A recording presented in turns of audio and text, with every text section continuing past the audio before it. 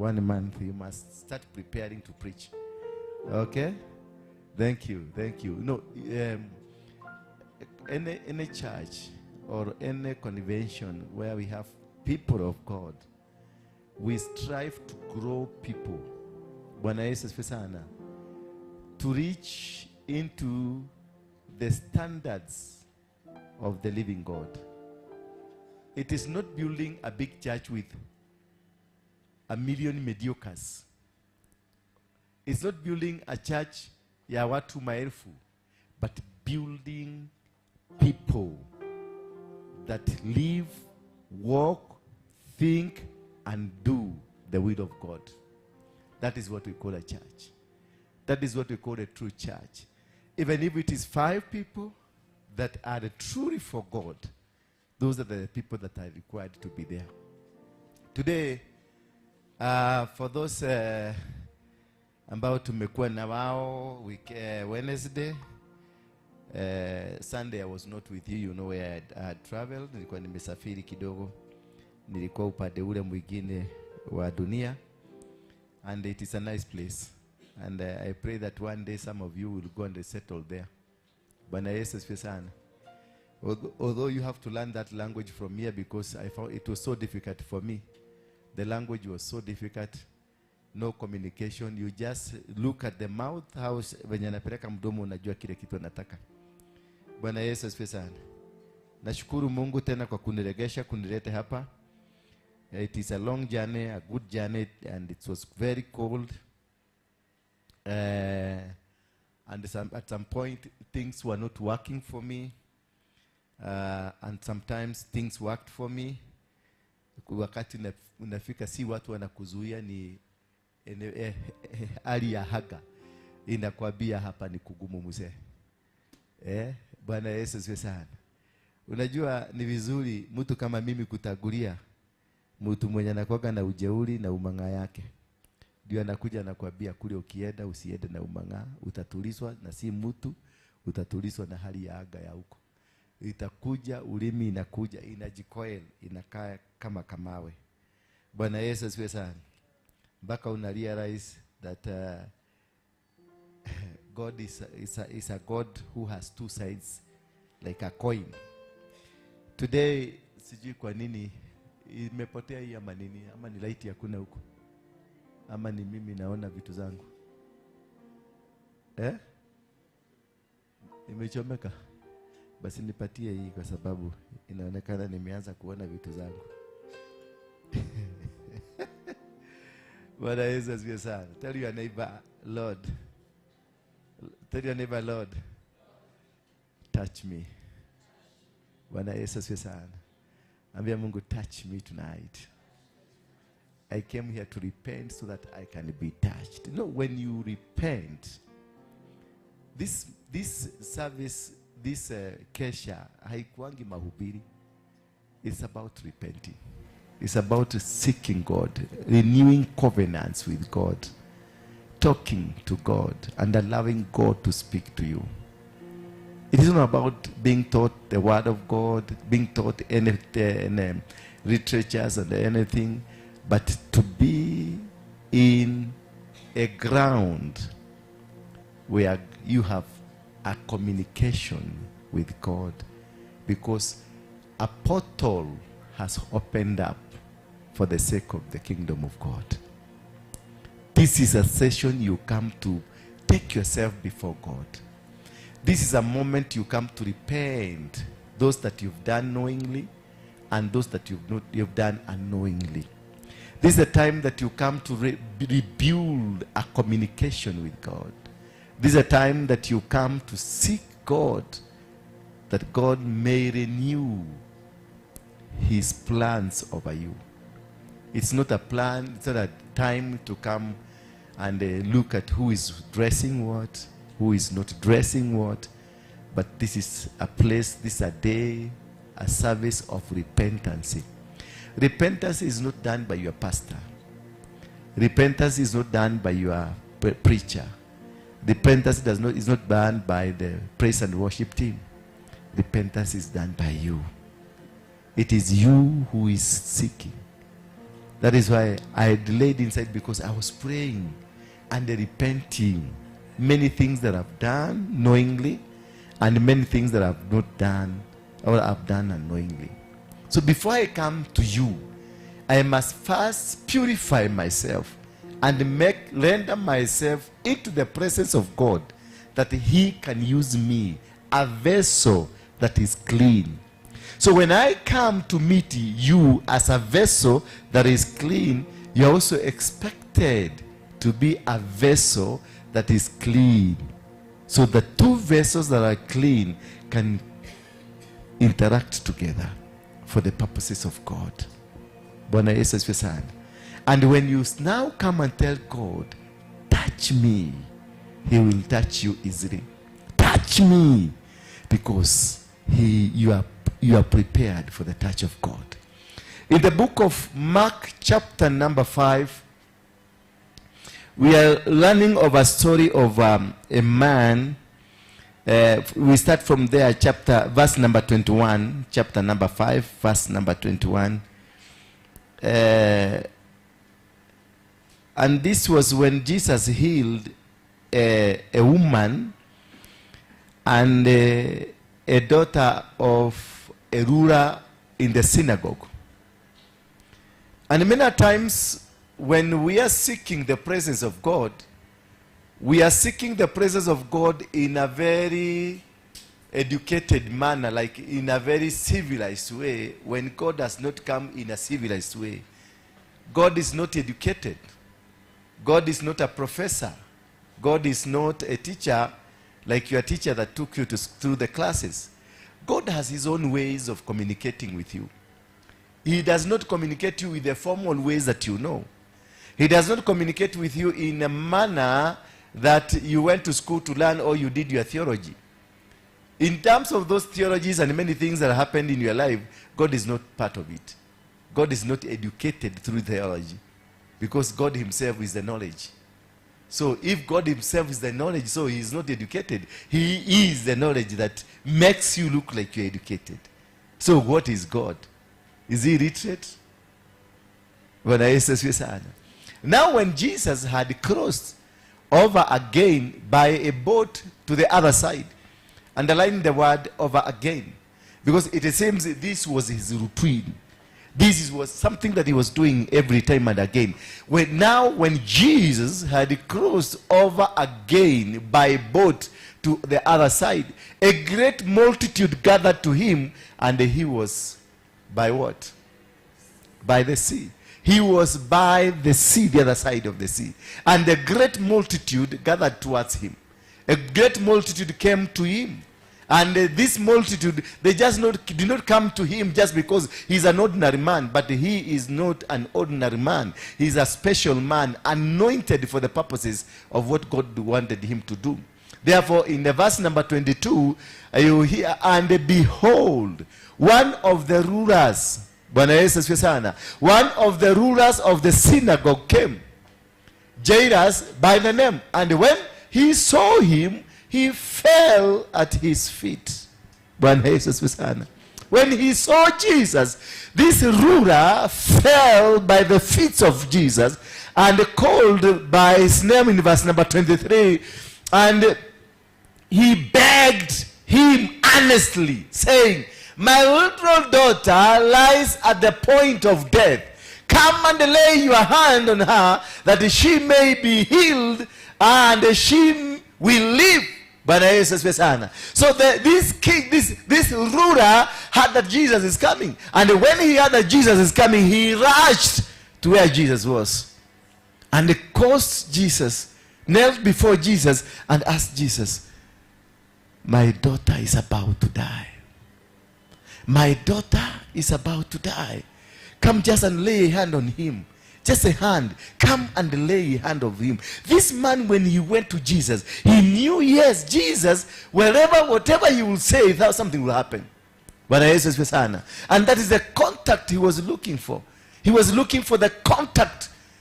When you have the contact of the grace, anything that you want in the name of Jesus will come to you. When you get the contact by the grace, anything and anywhere you want to be, things will work. And therefore in verse number 24, so Jesus went with him, and a great multitude followed him, and they thronged. The great multitude, the multitude continued to follow them. Hakusimama na waliendelea kumfuata kwa sababu walitaka kuona mambo anayokuwa anataka kufanya. So, what is this that is following you? What kind of multitude that is following you? Is it a multitude that is desiring Jesus? A multitude that is desiring to be in the presence of God? A multitude that is desiring to be anywhere? Just because you are here, you just want to be here. What kind of a multitude that is following you? What kind of a people that's around you? What kind of people have you surrounded you with? And then these people were thronging. In verse 25, the Bible says, now a certain woman had a flow of blood for 12 years. Jesus was not going to meet the woman. Jesus was going to Jairus' house. But this woman intercepted. When she had also, Jesus was coming, was passing by, she decided to intercept. And she intercepted. Verse 26, and had suffered many things from many physicians. She had suffered. You can imagine women, while they want to bleed, how you've gone through doctors, physicians. You've gone through everybody. You've gone through the gynecologist. You've gone through the traditionalists. You've gone through the pastors. You've gone through every person around you, including yourself and your own husband or your own boyfriend. Because you are trying to salvage the relationship. You are trying to salvage the kind of life you are living. You are trying to salvage whatever is happening around you. And as she had suffered many things from many physicians, she had spent all that she had, and it was not better, but rather grew worse. As she tried and tried, she continued to face challenges that made her to grow worse and worse. And that's why I want to tell you this tonight, that whatever that is happening you, it is in the plan of God. Whatever that is happening, the kind of situation you are in now should not be meant to demote you, to demoralize you, to destroy you, to make you like you look inhuman being, but look like God is doing all this. He's allowing these things to happen in your life. Ndio uweze kukuwa na connection nzuri. Because some problems you are facing today are meant to bring a connection that you dearly need. Hallelujah. Because some of you could not be here in this night. You could not be in this church, and maybe this is the church that is going to open up your life. This is the church that is going to turn around what has been happening around your life. This could be this the church that will change your destiny, will change your life, will change the kind of how people look at you. But remember, it is not, you did not come because the change that you wanted. You did not come because you want to get where you are in your destiny. No, you came here because of one thing. Maybe you have a problem, you have a challenge, and it is that challenge that forced you to come to pray for it. Only that God had prepared that challenge because he knew it is through that challenge that I'm going to bless you, man of God. So do not always look at things when they are not working for you. Don't look at them and see it is like God has forgotten you. God will never forget you. God will never abandon you. God will never forsake you nor leave you. God will always be with you, walk with you, and do things with you because you are his child. And he will use any situation. When Lazarus died, Jesus was informed about somebody has died in the name of Lazarus. And he told his disciples that this man is not dead. He's just sleeping. For what? For the glory. Because of the glory of the Son of God. So this man, Jesus, told the disciples, this man is sleeping. Why? Because of the glory I'm carrying, the glory of God that I'm carrying, that it may be known to people. Because this is the same place where he had gone and they had chased him away. na wakamwambia aondoke aende kabisa asionekane huko tena. Lakini because God wanted this man to preach the word, God wanted Jesus to spread the gospel, God wanted Jesus to be known, God wanted Jesus' power to be experienced, he caused one man to die. Hallelujah. He caused somebody to die so that Jesus can go back again, because Jesus had decided he will never go back to that place because of the humiliations. Huyo jamaa alifanywa aibu because walikuwa nafikiria ni demu alikuwa ameendea huko. Bwana Yesu asifiwe sana. Alikuwa nafikiria ni kademu anataka huko, ni Martha. Akamfukuza kabisa because hiyo unajua ndiye kana muda wetu alikuwa nyini mmoja ataka imu anashioka. Tulikuwa tunafukuza tukiona maana kuja na tunashili mademu wetu. Kuna kimwanaume kiangabo ile kinaweza kukuja hapa. Sasa watu waliona Yesu wakajua hiki kimudu kiurite kihiki huko. Na kwa sababu mother alikuwa ameanza kupenda huyu jamaa, Yesu alifukuzwa na Yesu akadecide yuko tena sirudi. But God had a reason that Jesus must preach his word there, that Jesus must, the gospel must be heard in that village. So God decided now the informal has happened, the unimaginable has happened, and Jesus has run away. What am I going to do to cause Jesus to go back? God had to kill somebody. But Yesu asifiwe sana. The challenge you are facing, maybe it is a challenge that God has initiated into you so that God can be known, so that God can be experienced, so that God can be preached, so that God can be known, so that the power of God can be experienced through that situation you are going through. A man had to die for Jesus to come back. Oh, a man had to die. I don't know whether you understand this, that a human being had to die so that Jesus can come back triumphantly. And when he came back, he caused God to be known. So that is the situation you are in. And you are crying a lot, oh God, you have forgotten me. Why me, oh my Father? My Father, remember me, oh Romos. No, your Father knows you. He is the one that has caused you the crying. The cry that is in you now, it is as a result of God. You are crying because God wanted to be experienced, to be known, to be understood, to be glorified through that situation. And yet you are crying thinking the situation is from the devil. It's not from the devil. God said, I'll never forsake you nor leave you. Even if you be in the valley of the shadow of death, I will still be with you. God has never left you. God has never and will never leave you. God will always be by your side, and he will stand by your side, and he will do things by your side. He will never forsake nor leave you because he is God. And why? He said that he's never forsaking you is because you are a lineage of who? Of Abrahamic blessings. He said to Abraham, I swear that your generation, the gates of their enemies shall never prevail over themselves. But I say that the gates of the enemies of your generation will never prevail over your generation. That wherever your generation they are going to go, they will conquer. That I'm going to increase you like the sand of the sea and the stars of heaven. Those are covenants. Those are promises that were made to Abraham. And therefore, because for you being a breed of Abraham, a child of Abraham, a generation of Abraham, a seed of Abraham, then the suffering you are going through is not meant to kill you. The suffering that is true is a test from God. And he told Abraham, take your son, the only son that you love, the only son that you have, Isaac, take him to the mountain and go slaughter him, provide him as a burnt sacrifice for the sake of me. It was a test. God did not mean to kill the child. God did not mean to take away the child. This child had been prayed for many years, many days. They had prayed for this child. And God previously in his early 20s, in the early 20s of Abraham had already been promised that I'm going to give you a son. I'm going to give you a child of covenant, a child of promise. And therefore, when God gave this child to Abraham was given this child, I'm telling you, God knew that I cannot take this child away. But when he came in chapter number 22 of Genesis, that testing Abraham to see whether he's ready for the blessing.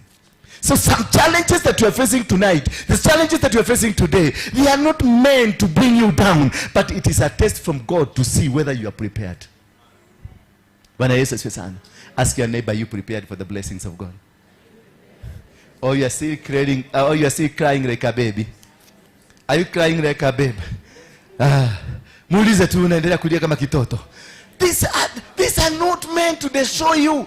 Yes, you are down. Yes, it's like things are not working towards your direction. Things are not completely shattered. Doors are shattered. Milango zimefungika. Hakuna kitu kinafanyika. But God is still watching over you. God is still walking around you. The angels around you, they are monitoring to hear from you. Because they want to hear, what are you saying? What is your opinion?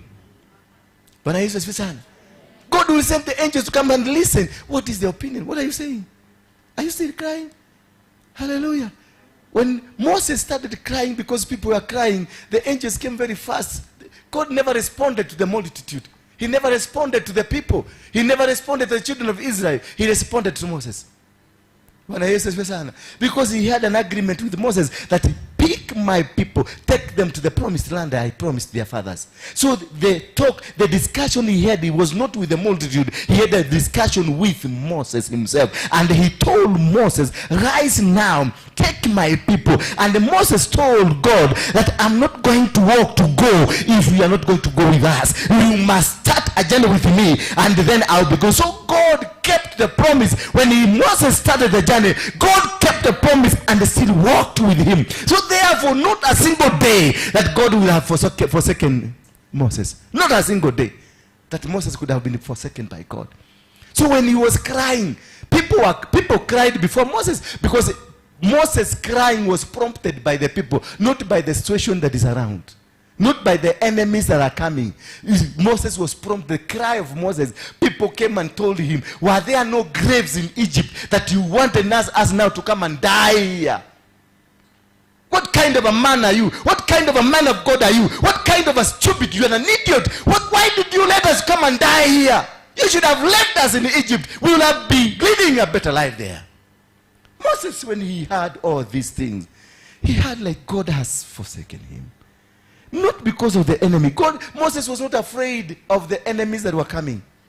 He felt bad that people he has led all this time, they are coming to perish here. After going a long distance, after doing a lot of work, moving the children of Egypt, Israel from Egypt, taking them to where, until the position now they are. Now they started regretting. Why? They cried to Moses, and Moses cried to God. They cried to Moses, and Moses cried to God. And as Moses was crying to God, God came very fast. When these people were crying, God never responded to them. God just left them to continue crying. But when Moses started crying, God responded immediately and asked Moses, why are you crying? Where am I there? Unalilia nini? Then Moses, he was a stammerer. He was told, what are you holding? Ni nini umeshika kwa mkono wako? Bwana Yesu asifiwe sana. Akamuuliza, ni nini? Niki unyitete. Ni nini umeshika kwa mkono wako? Akamwambia, ni mti, ni dhibo, ni mudhegi. Akamuuliza, si ni ile mudhegi nilikupatia ukaagusha ikakuwa nyoka ikameza zile nyoka zingine? Akamwambia, ndio. Si uache ujinga basi, si utumie akili. Bwana Yesu asifiwe sana. So some other things, we still have the solution. It is with us. So God will never allow you to go in a situation without carrying the solution. Hallelujah. With the situation you are carrying that is happening around you, it has a solution with you in your pocket. Hallelujah. You are carrying the solution in your bag. You are carrying the solution wherever you are. You are carrying the solution in your businesses. You are carrying the solution in whatever that you are doing. You are still carrying the solution. The solution ya matatizo yako yote, you are carrying it. You are not going to borrow it from anybody. Hautaenda kuomba kwa watu. Hautaenda kuambia watu wakusaidie. Kwa maana the solution, Mungu anahakikisha hakuna majaribu mtapitia ambayo wewe hauwezi kuyatatua. Moses was still carrying the same feeble that turned to be a snake and ate all the snakes. So he could have just used it to do the miracles. But at some point he forgot. At some point he was overwhelmed The people around you, that's why as you look at the people around you and see, are they the right people to be walking with you? Are they the right people to be around you? Are they the right people to be called your friends, your neighbors? Are they the right people to be part of your congregation? Are they the right people to be part of your ministry? Are they the right people to be part of your business? Are they the right people to be part of your family, that this is my wife? Now you say, Shiko is now my wife, my better half. Could be your si Shiko ni kinyoka. Ulimchukua akiwa binadamu, akienda kumfugua kwako, naona ni scorpion, ninatembea kwako kwa nyumba pole pole napita hivi. Ukienda kuigoga inasimama na kuuliza, unaniuliza nini darling? Look at your life and see what kind of people are around you, what kind of people that are supporting your vision, what kind of people that are walking around your vision, what kind of people that are with you. Maana watu ambao Musa alikuwa na wao sio watu ambao walikuwa naelewa kule wanaenda. Ni yeye peke yake ndiye alikuwa anajua kule wanaenda. That is every time walikuwa namuuliza, si ungetuacha tukufe? Kwani hauko uliona hakuna kaburi tungezikwa kule? It is like they could have wanted waishi tu kama maslaves, lakini wasiteseke uko jangwani. Kuna mtu hapa unaweza kuwa mnatembea na wewe kwa huduma kama hii, lakini hataki kubeba mizigo ya huduma, hataki kubeba mzigo wa huduma. But you want to be called to be associated na huduma yenyewe. Unataka kukula mavuno ya huduma yenyewe, lakini haujui mavuno yenyewe. Walioenda kulima, walitumia nini? Walitumia nguvu gani? Ni rasilimali gani ilitumika? Ndio kazi ya Mungu ianzishwe. There are people here who want to benefit with the ministry. There are people who want to benefit with your marriage. Well, there are people who want to benefit with you, a man. Kwa sababu ameona tall, dark and handsome. Now and I'm driving a Range Rover and I'm living in Runda. Sasa kimwanamke kinataka tu kikuja kiishingi huko Runda. And even you don't know what I have gone through to be where. What is the cost of me driving that Range Rover? What is the cost of me? What sacrifice have I given to warrant myself to be in the position I am? Those are the questions you need to ask. You see a tall, dark and handsome man driving a Range Rover or owning a big business, and you don't care where he got all those from. You just want to swim into the blessings of what you don't understand. What altar was raised? What altar was used to raise the Range Rover? What altar was used to build that house in Runda? What altar was used to make that man to be tall, dark and handsome? But you want to swim. You want to come and now become a beneficiary of a factory that was started. You don't know how it was started. You don't know what are the altars that were used to start the factory. You want to come to the ministry like this one. You just want to now reap. You want to be paid. You want to say, I must be paid 30,000. I must be paid 100K. I must be paid for me to render services in this. And there is a time that we could not be afford to pay money for a hall, a small hall. There is a time that we could not be able even to afford bus fare back home. There is a time that we fasted not because we wanted to fast, but we were forced to fast because we didn't have food. But you don't want to care. You don't want to come and see, where can I support? Because when you come and join a ministry, it is for you to ask, where do I support? Umekuta nyumba inajengwa na imepanda na imekaa vizuri. It is your obligation kuja kuuliza, hii nyumba imejengwa ndio, na mimi nitaongezea ubao wangu wapi? Bwana Yesu asifiwe sana. Ni nini kimebaki nikamilishe? Ni nini tumefika level gani ya nyumba ndio tuendeleze ile nyumba ipande? Lakini si kuja hapa kifua mbele eti kwa sababu wewe ni mwimbaji unakuja, najua mimi ni mwimbaji mzuri sana, nahitaji lazima mnipe malipo ndio niweze. Unaimbia nani? Unainirau? Niguole hori. Unainirau? Are you singing for me? Niwate ati ndio nifanye kazi huko, ndio nifanye usafi ukue, lazima nilipe. Unafagililia nani?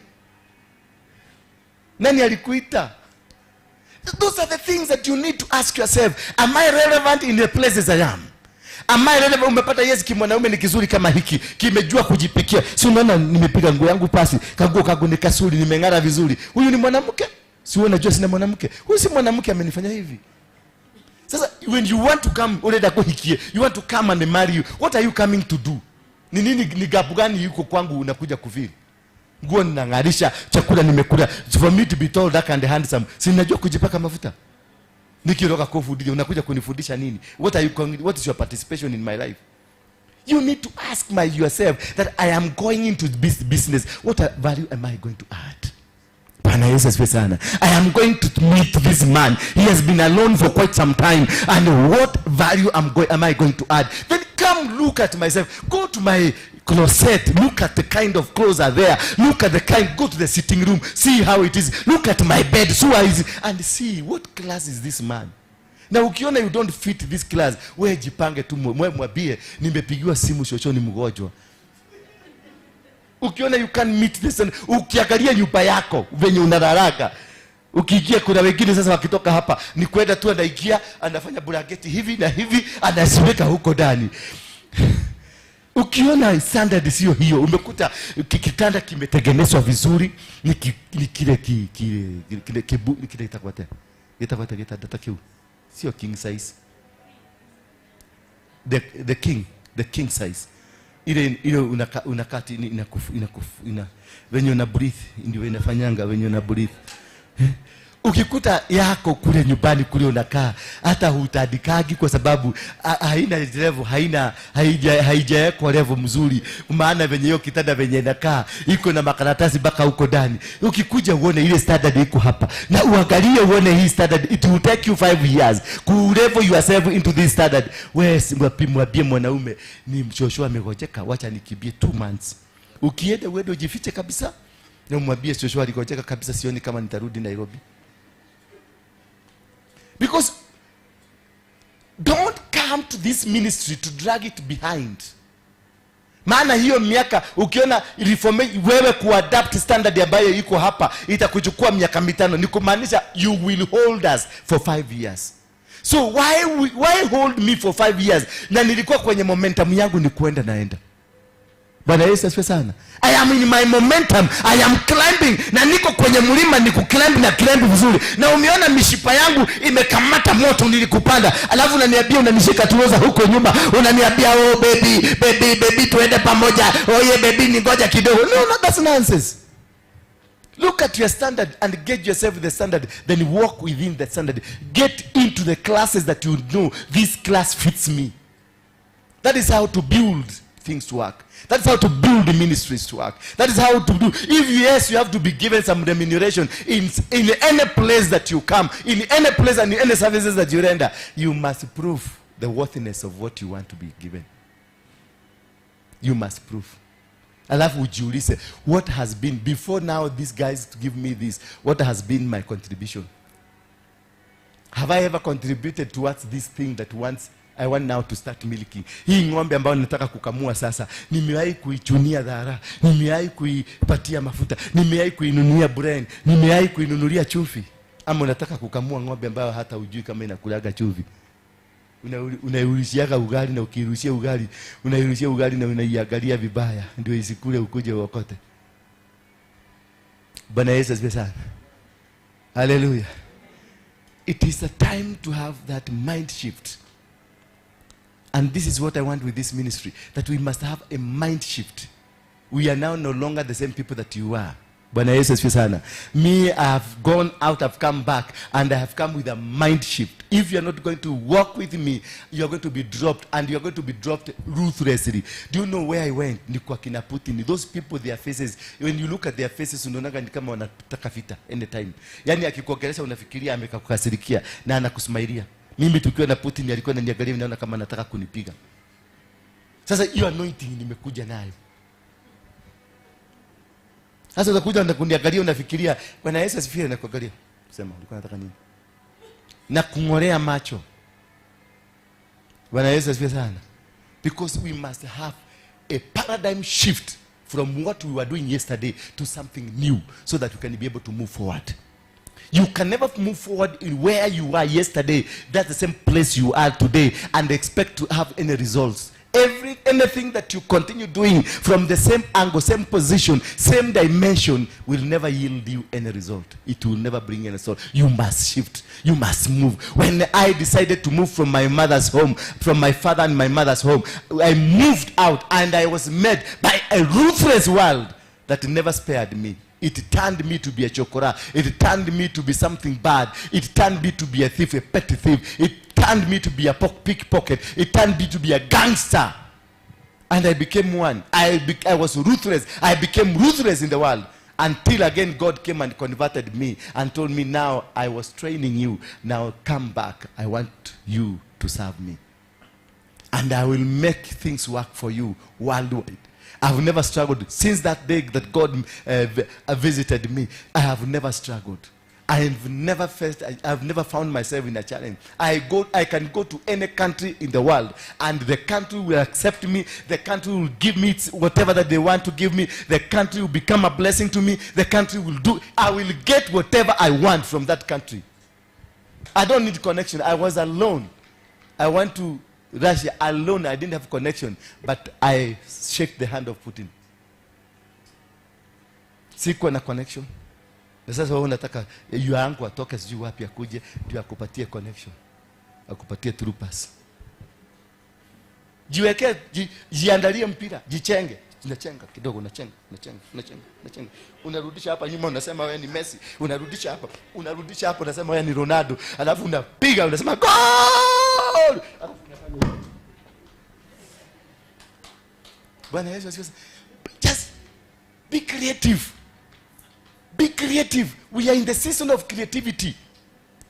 Unaona kina Elon Musk wamepanga mipango yao ya kuleta one world order. Wamepanga kila kitu, lakini it's backfiring because they are also clever people in the kingdom. And these are clever people in the kingdom. You are the past people that are supposed to be the clever people in the kingdom to scatter every plan ambayo iko na kina Elon Musk. Because wherever they are putting us, they want to put us in the fix. When they realize they are not going to win election through Trump, they joined Trump so that they can confuse Trump through the government. Look at how they are throwing tantrums all over the world. Sasa nasikia kamegonjeka, si ndio? Elon Musk kanagonjeka, kamepelekwa ICU, kako ICU because he was attempting to decode the world iingie kwenye system, the one world order. But who is God? Because they want to destroy Trump from inside. They tried from outside, it's failed. Now they want to destroy him from inside. The man of God, Trump, he's doing as much as he can to make sure the world is correctly in line with God. That is why amefunga vitu za USAID. USAID ni vitu za kishetani. Ndio walikuwa na sponsor wanaume vijana kuodolewa hizo vitu zao, anaweka hilo kitu ya mama. Ati kwa sababu feel I was born, mom. Yeah, I feel I was born a lady. Yes. Mama anasema, do you feel so? Why? What makes you think? No, even when I'm with my friends, I feel like walking with other girls. I feel lost when I'm with men. Okay, don't worry. I'm going to make it necessary. Doctor, my daughter, my son, anataka kubadilishiwa sex.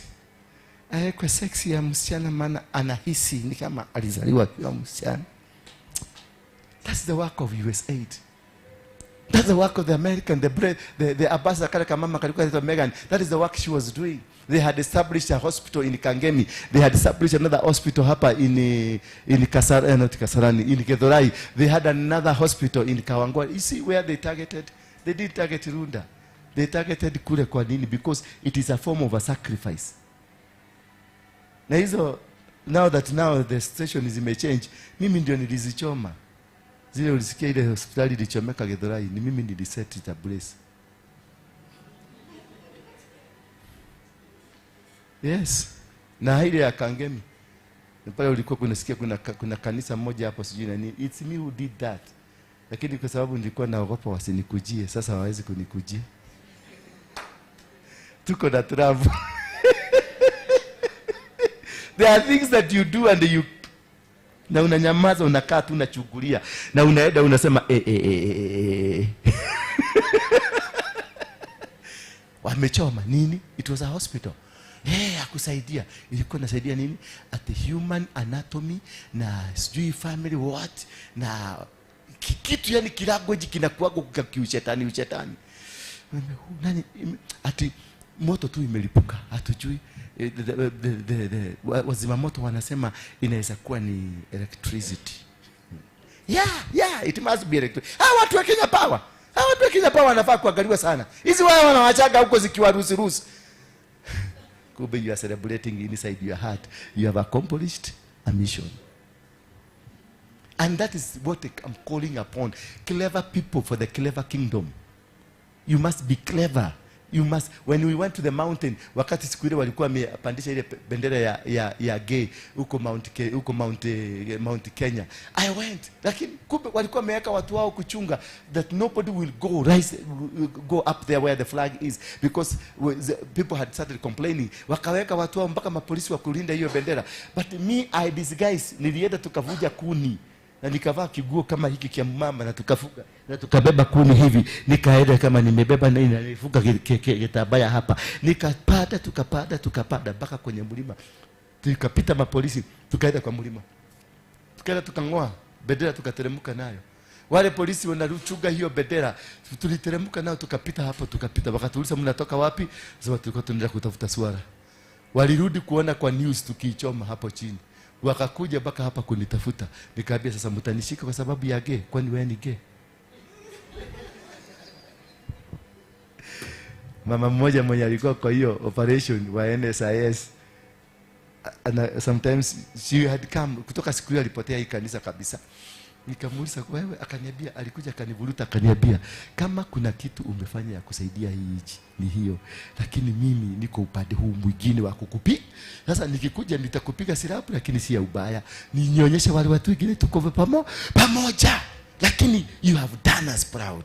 Bwana Yesu asifiwe. Kuna vitu vingine lazima ufanye kwa kujituma, sio kutumwa na mtu. I didn't go there to be paid. I didn't go do these things to be paid. Nilifanya kwa sababu niliona this is my nation. I have my children. My brothers have their children. My sisters have their children. And many other people, they have their children. And what is happening, it will happen to my children. And they have to rise up to the occasion. What have you done? Have you risen up to the occasion to make a situation become better? Are you in the system of your calling? Bwana Yesu asifiwe sana. In that calling now you want to benefit from. Are you part? How have you been able to be a beneficiary? Umefanya nini ndio uweze kubenefit from it? Bwana Yesu asifiwe sana. Hallelujah. And then in verse number, which verse are we? And had suffered and many things from many physicians. She had spent all she had and was not better, but rather grew worse. Verse number 27. Hiyo mic ingine iko wapi? Ni tunatumia kama ni nyingine. Basi kuna speakers geuza zinisaidia hapo. When she heard about Jesus, listen here now. When she heard about Jesus, she came behind him. A clever woman. She knew what she was doing. She came behind Jesus. Because she came behind him in the crowd and touched his garment. Bwana Yesu asifiwe sana. She only needed a touch, not of the body of Jesus Christ. She only needed the touch of the garment. That is all what you need in this life. To touch the garment, not to be there. Sio lazima ukue pale kwenye jiko, hapana. To touch that garment, because anything that has been worn or be in the presence of Jesus Christ, it was Jesus Christ. Anybody that is operating in a grace, you yourself, you are in the grace and the grace is working in you. So this woman knew, I don't need to see Jesus. I don't need to go to Jesus where he is. I don't need anything to face Jesus at all. I don't need to be touched by this ruler. Jairus needed a touch, but this woman needed to touch the garment of Jesus. And Jesus, verse number 28, when he heard, and for she said, if only I might touch his clothes, I shall be made well. Lakini hapa kuna watu lazima aguswe. Hallelujah. May the power of God touch you. Holy machine did it about kandoro share. Rekata.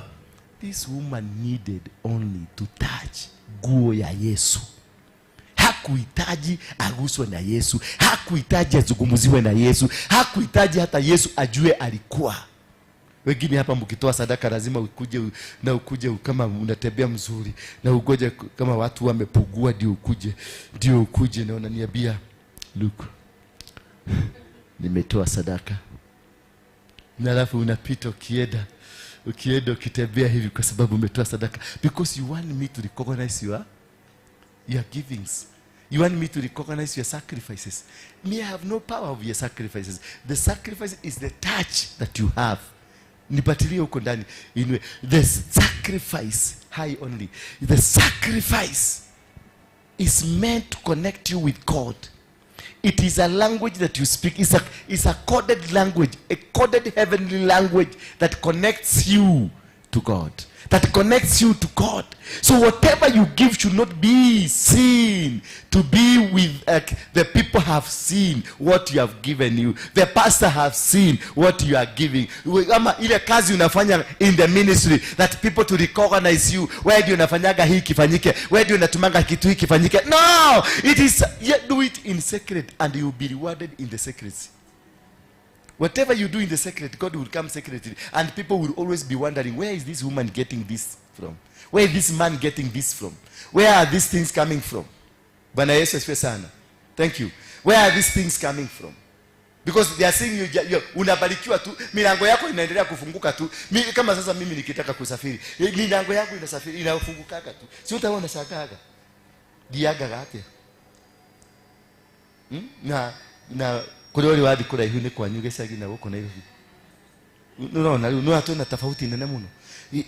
Sio kupenda kwa gushiko, te kujigwagira wibona ndagira ndege. Ona when ogienda if you want to manifest yourself towards that, it will happen. It is not a miracle. It's not traveling from one country to another country is not a miracle. It's how you decision, how you put yourself, how you focus your mind, how you streamline yourself to what kind of a blessing do you want to happen to you. This woman, she knew I don't need Jesus to touch Jesus. I don't need even Jesus to know me. I don't even need Jesus to recognize that I was there. No, I need only to touch, because whatever he's wearing is carrying the mantle. Whatever he's wearing is carrying the power. Hata kama angejua tu mahali Yesu amekanyaga miguu, achukue tu, aende mahali miguu ya Yesu imekanyaga, achukue hiyo mchanga, ingemfanya tufuo. Wahindi wanakuanga na imani nzuri kutuliko. Sijui kama mnaelewanga. Huyu nani Hare Krishna akikuja ni Hare Krishna. Hare Krishna akikuja ama ni si Hare Krishna. Kapila Vastu tu. Huyu mkubwa wao sasa ni nani? Ulimuona wakati walimpitisha hapa kwa barabara? Wahindi wale wanajuanga mambo ya Wahindi. Mliona? Buddha. Wakati sio Buddha sasa, ni ule sheki mkubwa. Ni Hare Krishna. Wakati walimpitisha huko kwa barabara, amebebwa na mavitu vizuri mzina hapa barabara. Wahindi wengi walikuwa tu wanatembea nyuma, waguze hapa hiyo gari yake imebeba. Analala chini, anaguza hivi, kuguza tu peke yake. Maana yeye hako anataka kuguza yule, aguze tu mahali hiyo jamaa. Ama kuna mtu mwingine alisalimiwa, ni nani alisalimiwa? Kuna mama fulani wa Kajo alisalimiwa. Wahindi wote walithrong kwake, waenda wamsalimie tu hiyo mkono ambayo imesalimia huyo mzee. Na huyo mama alitajirikia hapo. Bwana Yesu, because they knew the tapping, they knew the grace ambayo huyo mama ameachiwa. They were after the grace. Bwana Yesu sana. Can you learn to be position yourself to be after the grace, not after the man? When you become after you service, unakuja unafanya kazi ya Mungu hapa, knowing that I am not looking for anybody to pay me, but I know in the secret, katika maficho katika kule kinyume nitabarikiwa zaidi. Ile kazi mimi nafanyanga inanifungulianga milango mingi sana. Ile kazi nafanyanga hapa, mnaona nimenunua hii haikaangi sana, sijapata malipo. Nimeenda Russia, nimepata malipo, sijai kuona. Milango ilifunguka, sijai kuona. I'm going back next week. Wale mnang'anianga microphone sasa, prepare. I'm going back on a chartered plane, not on a matatu plane, on a chartered plane where I will be alone. Siko rona te hapo. Chartered niki? What is chartered nini? It's a flight. Yeah, what is chartered plane? It's a flight. Yeah? A VIP position where you sit in the VIP position in the plane. Okay, what's a chartered plane?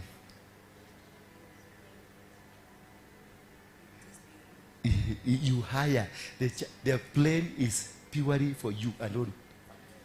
It's a private jet.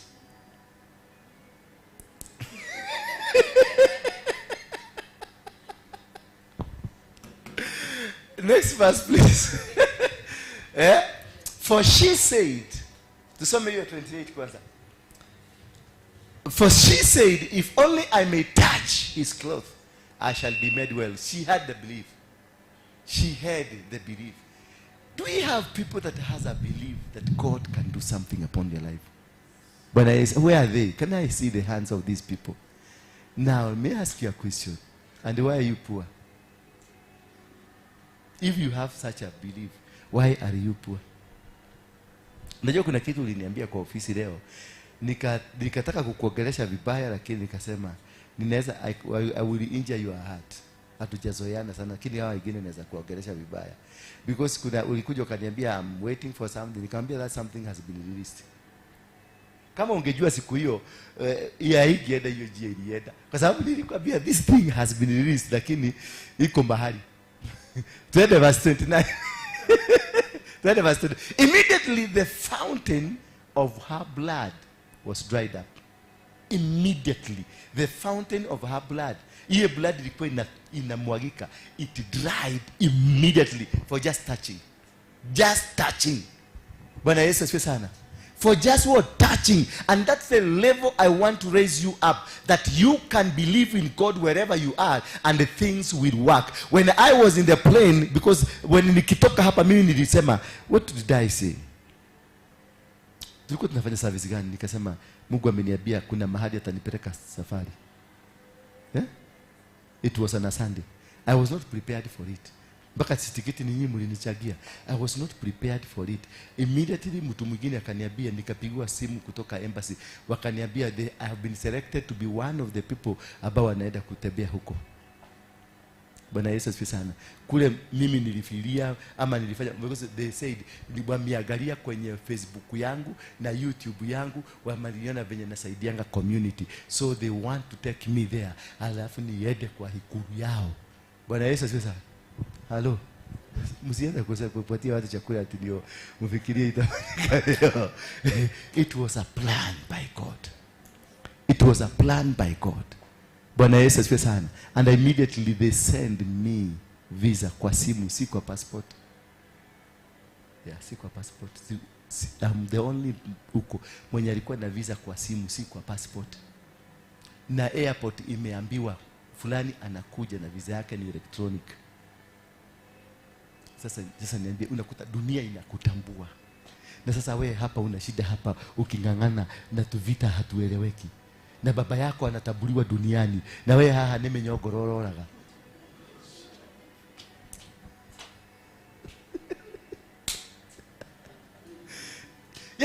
You can look at yourself and see ni wanore kumuturaruga. When your father is recognized worldwide, wewe unajua tukiwa tusichana ni unadika na weka ile tu. Tulikuwa tunakojolea nyota ile nyota tunachuna nyoi, tunaweka hapo, tunafanya na ndoro na mchaka, tunapika ugali. Si ndio tulikuwa tunafanya? So people are in that level when their father is in another level. Si hata unaomba tu dunia ipasuke, upelekwe dunia nyingine na huko kwa masi ukaage huko. Mwenye watu kama hawaelewi wanafanya nini. This is Josephine. No, that okay, make sense. Yeah? No, you should be somewhere. You see, this woman positioned her mind that I need only to touch the garment. I don't need to see this man. I don't need even him to come near me. I want nitangangana. Na ujue Yesu alikuwa anapita ndani ya umati. Kwa hivyo alikuwa anapita. Hiyo nguo yake ilikuwa inaguza watu, lakini haikufanya maajabu ambayo ilifanyika kwa huyu mwanamke. Kwa sababu huyu mwanamke alikuwa na idea tofauti na hao wengine walikuwa na idea tofauti. Ile idea huko nayo ni gani katika maisha yako? Ndio maisha yako ikuwe counted a blessing. For you to be counted a blessing, what is the idea do you have? The woman alimingle inside people. Na watu wenyewe bado walikuwa wanamingle with Jesus. Walikuwa wanapelekana na yeye, walikuwa nguo yake inamgusa, lakini they didn't have the idea of the woman. What kind of an idea do you have here? What kind of an idea do you have in that marriage? What kind of an idea you have in your business? What kind of an idea? Hiyo biashara yako umeanzisha unafanya ni kakioski kadogo. Why unaiona in 5 years ikikuwa wapi? Ama tukifika tena 5 years inaona ni gaida iwa dadi metakanyada nari kana leata hoire kakioski kale Ngai yaheire. Sasa tunaongelea mambo ya miaka 7. Nari kana kakioski kale Ngai yaheire. No daga kagerire riu ni ndaigire nginya tumatumbe na ngiga na nimeweka tumayai na tumeona nimeextend hapo nje, hapo kuna matunda na unaona matunda ni avocado, na avocado imeanza kukua na ile gosi ya kubodeka kwa sababu haina customer. Na mtu anakuambia 7 years down the line kakitu kalizaliwa 7 years down the line hakajawahi kuchange, because what was the initial idea? Did you open the business for you to come into a business ya supermarket, ama ulikuwa na open biashara upate mahali pa kupumzikaga? Those are two different ideas. Tulifungua huduma, mimi tukifungua huduma haka mama zamani, leo hako kuja wamekoma wote. Koki peke yake. Na wengine imeteleza. Dunia imeteleza. Koki, how are you? Yes. Tulikuwa na kule inaitwa nini? Jericho Social Hall. Tulikuwa tunakomboa Saturday 1 hour tunalipa 2,000. Na sound system tulikuwa tumepatiwa na kakijana kalikuwa kage. Sisi hatukuwa najua kalikuwa kage, na kalikuwa kanatupatia kwa sababu kalikuwa kanaenda kana perform ndio kavutia vijana. Sasa kalikuwa kanatupatia, kanatukodisha hiyo, kanatupatia speaker kamoja kama haka na microphone kama hii. Bwana Yesu asifiwe sana. Wao labda walikuwa nafikiria tutakaa hapo. Mimi nilikuwa naona hapa. Na sasa mimi nishahama hapa. I am seeing a mega church. A magnificent church in our land, not outside the capital city, inside the capital city. Kama nyinyi mtatoka muende out, mimi nitakaa hapa. Ni nyumba zitaagushwa chini, nijengee Mungu nyumba. Full stop. Na kama sina watoto ambao wataweza hivyo, I'm ready myself, I can do it. Yes. Nyinyi endeni mkajenge nyumba zenu Dadora na Kayole na huko Mweki na Soweto. Mbomoe nyumba za mabati, mbongoja kuchomeka ndio muende pigie huko mabati ya kuchomeka. Lakini yangu, I will never move out of this town. I will never. Na lazima nijenge either nyumba ibomolewe ama hii serikali isikwenda kipidupidu iseme wanauza nyumba na nitainunua. Because that is where my focus is. That is where I want to be. This woman alijua sihitaji kuonekana, na hitaji kuguza nguo. Maana aliyebeba nguo, aliyevaa hiyo nguo wako na power. Kwa hivyo hata hiyo nguo imebeba moto. Sasa unataka lazima tutabeanisha na wewe. Ukikuta unakuta ati nimeenda siku 2 safari siku 2. Ile vitu unakuta hapa hata kwa shetani unashindwa. Shetani anasema ndio shetani ndio amatometa. Anakataa, anasema si watu wako.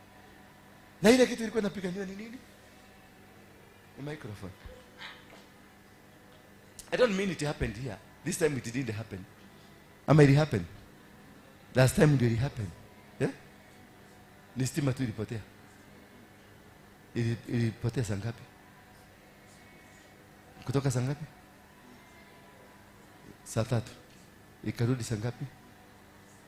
Saa 7. Kwani mbona ilikuwa inakuonea hii stima hivi? Uko na shida na Mungu?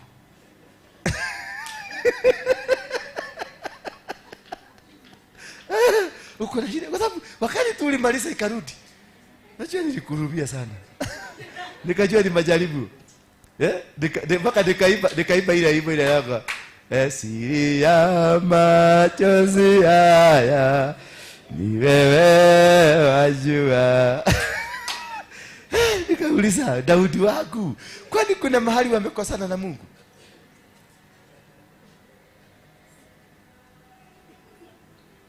No, I'm not complaining. I'm not complaining. I'm not saying that something wrong happened. No, it is normal. The other times inazimbikaga tu. No, I'm not in any way. David is my son. Nataka akue. Sasa umewachana na mambo mingi. Ukora umewacha. Tu ukora kidogo umewacha. Sasa nataka niseme. Kwa hiyo nisiseme. Nataka niseme. Usiseme. Kwa hivyo iko.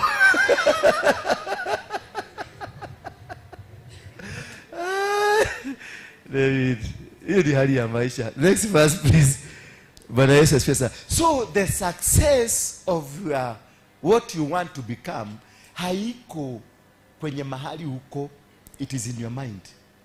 How you program yourself and how you set yourself, it will propel you to the next level. You being poor now, it is because you wanted to be poor. You are not supposed to be poor because nobody was born to be poor. Kuja kuniambia ati kumekauka because you wanted it to be kukauke. Bwana Yesu asifiwe sana. Kusema ati kuna shida, hii nyumba yangu imeporomoka hapa, imepasuka, ni wewe ulitaka. What was your vision? Ukijenga hiyo nyumba, what was your vision? Ukianzisha hiyo kazi, what was your vision? Ukifanya whatever that you are doing, ukianzisha huduma hiyo, what is your vision? Where are you focused? Unataka kuenda wapi? Kwa sababu kule unataka kuenda ndio kutakuguide. Utatumia chuma gani? Utatumia simiti gani? Utatumia mawe gani kujenga msingi? Kama nyumba unataka iende ya ghorofa 10, lazima msingi uende chini, lazima ujenge msingi mdhabiti, lazima uweke chuma dhabiti, lazima uweke kila kitu strong. Lakini kama unataka kujenga kanyumba kamukuru kwa Ruben, you don't even need msingi. Ni kuchimba mashimo kona ile na kona ile nyingine, na unapigilia na kanyumba kanakuwa within a day nyumba inakamilika. Bwana Yesu asifiwe sana. Lakini mimi najua kanisa ambao nataka ikue isimame ni kanisa ya miaka na mikaka. Ndio unaonanga sinaga haraka. Hello, sinaga haraka tukijenga. I have to go through you, nikupeleka training, na nikiona nimeshindwa kukutrain na kuambia kanyaga barabara kubwa hiyo. Nenda kwingine, tusipotezeane wakati. Because unaendelea kuseeka. Ukikilia miaka 49 ni utochoke joke gutere miaka egi 5 ri uko na 55 54 niguo 54 ni wadira wanita na nui kama sasa wadada kama sasa nikupotezee miaka yako ingine, umefikisha ile kiwango huko tena, tukae na wewe nikutembeage na wewe tu, nikikubembelezaga nikikuonyeshaga wewe ni mtu wa maana sana. Wewe kuna mahali tunaenda, Mungu atafungua milango, itafunguka. Mungu atafungua njia, Mungu atafungua njia. I'm wasting your time. Nikiona haiwezekani, just nitakuweka tu chini nikwambie, wewe kaa hapa, wewe fanya nini, kaa hapa, wewe wacha mimi nienda. Kama Yesu, wakati Yesu aliona hatubebi, unajua tulitadi sisi ndio tulipiga Yesu. Nani alipiga Yesu? Ni sisi tulimweka kwa msalaba. Alipotuangalia akaona aya ni adu orumuno. Kono tifafa wadu rana wajo kiliali. These people are not good because ati ule utaona ni kikisi. Hivi ujue yeye. Ni nani alienda kumkisi? The man he trusted most. The man who was keeping money. Ndiye alienda. Yesu akaangalia kaona hiyo hawa watu si wazuri hata kidogo. What did he do? Aliwaambia nyinyi kaeni huku, wacheni niende nikawatengenezea mahali mtakuja. Bwana Yesu asifiwe sana. So waambia mtu kaa hapa. Wewe ukiona huyu amekuwa mzigo, mwambie kaa wapi? Kaa hapa. Usimpotezee, ndio labda kutakuja kibutu kialika yake na kibutu kiakili kama yake. Ndio waende watokoyanie, wafanye hiyo nini? Wafanye mtokoyanio, marugendo ro mali hamwe. Because you cannot match with a person ametoka New York na bado mentality ya Mukuru ndio iko hapa, ama mentality ya Chebarungu ndio iko hapa, ama mentality ya Mathare bado iko wapi? Unapatiwa pesa unaenda kama wale tuliona wakipatiwa nyumba. Mliona wale walipatiwa nyumba hizi za Nikibaki alianza kujenga hizi za Kibera. Mliona wale walihamishwa na serikali na bunduki. Because walikuwa wamekataa kuhama. Walihamishwa na bunduki na serikali. Ikawapeleka kwa nyumba. Walipofika kwa nyumba, serikali ilipotoka, waliuza nyumba wakarudi Mukuru, wakarudi Kibera. Alafu wakifika Kibera wanaanza serikali saidia, serikali saidia. Maana aliona akikaa nyumba mzuri atakosa msaada.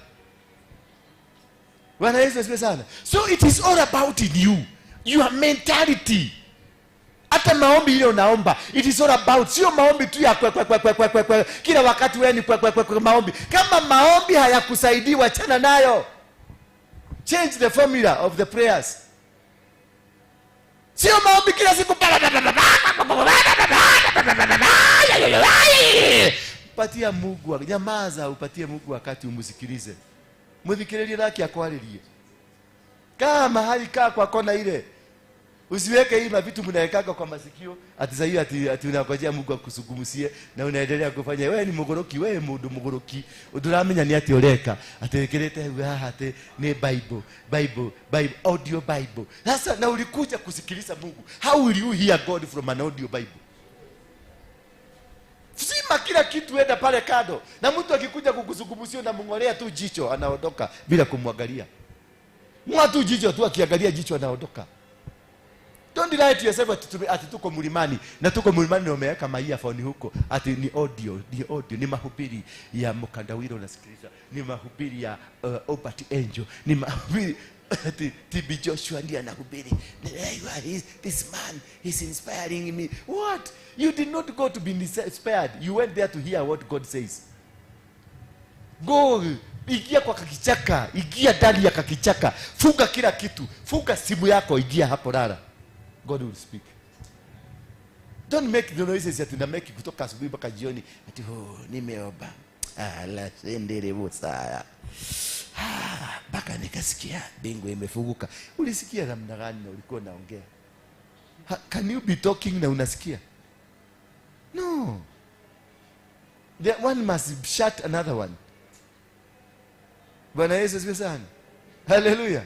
Sasa unaonanga mtu mwingine tukiambiwa tufanye kitu ama tuweke kitu unaona mpaka anafanya na mdomo. Because kuna kitu kinainterfere na kile kingine. Take your time, go, rest. Kaa mahali ujifungie. Ndio unaonanga mande yangu naendanga kwa mlima, nazima simu nakaa huko. Peke yangu, siendangi kuomba. On Monday I don't pray. Sisi tumetinda tukifanya maombi hapa. Na deliver maombi kile nataka ya nini? Naendanga kwa mlima kulala. Niko na sleeping bag huko nalala. Nikitoka huko niko na kalamu na kitabu. Nikisikia kitu naandika. Nikisikia naandika. Sasa wewe na mtu kama Agnes na kumbe Agnes ni wale sasa wa kuongea kwa dimi. Mahaipa, kwanza ni wale mahaipa. Alafu ni wale wanataka ni kama Mungu amewakosea. Baba, unakama chandarebo, hakakaka kokoya.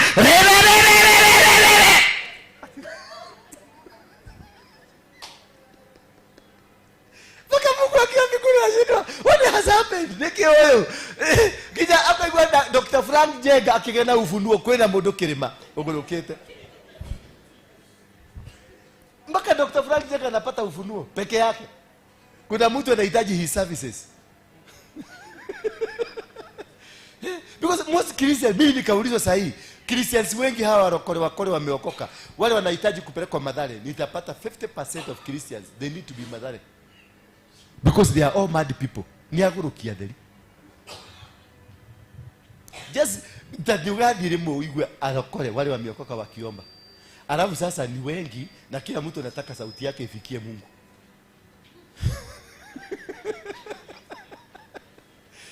Hata tu nenda unakuta David anataka sauti yake na huyu ile yake inua yake David anapandisha juu. Unakuta mpaka huko Mungu akisikia hiyo story anahepa. Tadia raika mtadi edeni muangalie ni nini kinaendelea huko kama wamejenga ile mnara ni kukuja wanakuja. Bwana Yesu asifiwe sana. Change how you approach God. God is not approached by the violence that you have. God is about having the intimacy, the connection. Huyu mama already alikuwa na connection. Alikuwa shatengeneza connection. Alihitaji tu kwenda. Alihitaji tu kuguza nguo. Alijua mguzo tu kuguza tu nguo. Maisha yangu imefunguka. Peke yake. Hakuhitaji maombi, hakuhitaji kuona na mtu wa Mungu, hakuhitaji na nini. Alihitaji tu akuje kwa madhabahu hii, akanyage tu hapa, awekelee mikono yake hapa, awekelee sadaka yake, aondoke na aende. Na imani iliyo ndani yake inafanya kazi. Bwana Yesu asifiwe sana. Wacha kukua mtumwa wa kazi ambao unataka kufanya. Wacha kuwa mtumwa wa fikira zako. Wacha kuwa mtumwa, a slave of your own self. That you must, This must happen to you. Na ginyajigerero goko. Na ndurahoera. Sasa ninaombeaga watu naonanga kama sasa hapa. Wednesday. Naombea watu, naombea mpaka nasikia hata mimi mwenyewe nimeombea. Nawaambia padeni hapa. Na hapa sikubaliagi watu wapande hivi hivyo. Nawaambia padeni hapa. Unapada hapa naambia rareni kabisa. Mpige story na Mungu. Pigeni story kabisa. Alafu ukimaliza uende. Tukimaliza tu hivi. Wote pale. Sasa unashindwa gomeratia. Nikikegedigeti. Othe mehaha maikarĩte thĩ kwanjia kũrora kĩng'ang'ano ũguo.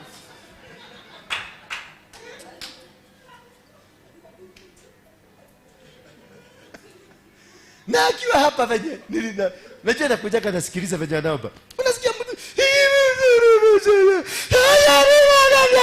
mpaka unaona amelia. Unaona amelia mpaka unajua hawa wamesikika kule mbinguni. Alafu mkimalizana wanakuja mbinguni yangu sasa. Sasa unajua aya mnatwarana nao huko. Where are you going with these people? Kuna mahali kweli? Kuna mahali tunaenda mtu kama huyo? Umekubalishwa mpaka pulpit, umeenda pale kwa majukwaa, umelala hapo. Na umeomba mpaka machozi ikabwagika hapo. Mpaka ukavunikwa na shuka ya huko. Imagine ukija hubele na shuka ya huko.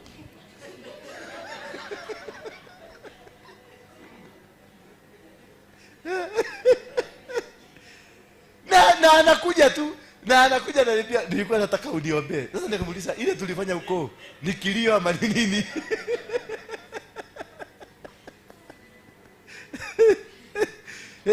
Joel, nilikuwa kuguthukagira tondu nyonaga na eta imuguruki. Wametekiria maikare hau gwika atia. No, ukiona wamekuja sasa ita ule msichana mnafagiaga na yeye. Sasa chukueni viti mwambie tunataka kupanga viti na hizi viti zote muzipage kule kwa ukuta. Wakose mahali ya kukaa. Unaona? Because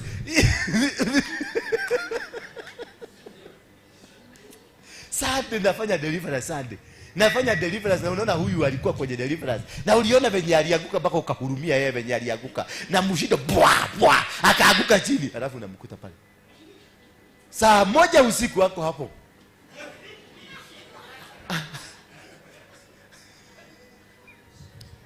Ataenda ke touch. Si touch nilifanyia hapa. Baka nikarudia ama ni one word. Sasa Sunday ingine ukiona mtu anakuja huko unampatia bahasha na unamwambia inawekwa 5,000. Umesikia? Wakikuja ukiona alitoka hapa unachukua bahasha unamwambia 5,000. Akikuja kwani mtumishi analipishaga? Ile kitu ulikosa kuchukulia hapa kiko kwa ofisi na kimepanda gharama.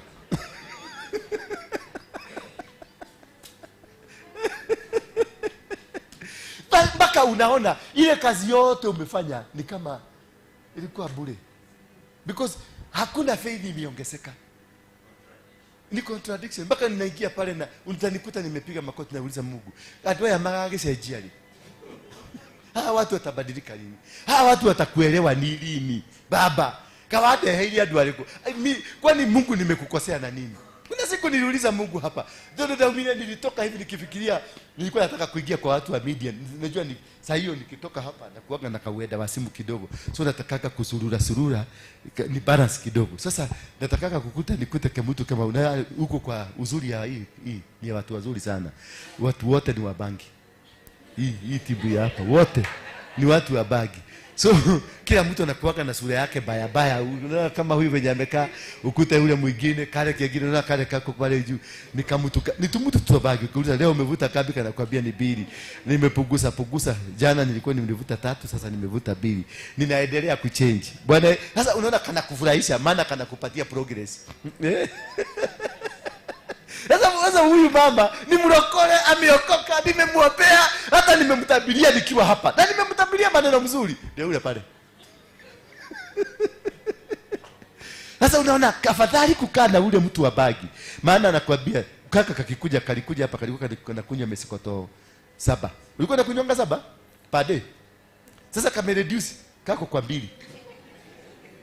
Huyu ni mtu mnaenda naye mbali. You are walking and I understand you are going somewhere. Huyu ni mtu huyu umeacha yako imefika ngapi?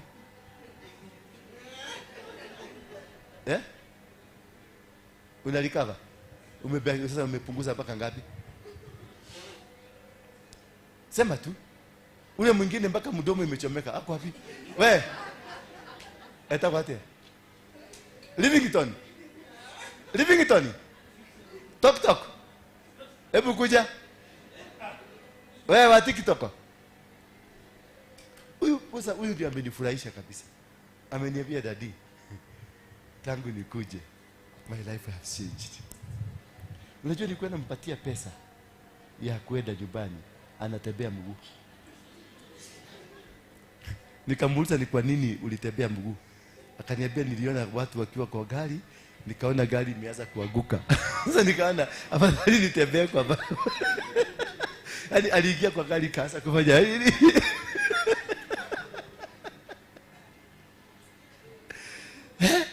Sasa huyu ananipatia report. Ananipatia report mzuri mpaka nikamwambia shika hii gidi pesa ende uongeze. Nilikuwa nimepatia kidogo nikamua. Ile report alinipatia nikamuongezea. Maana nimeona kuna change.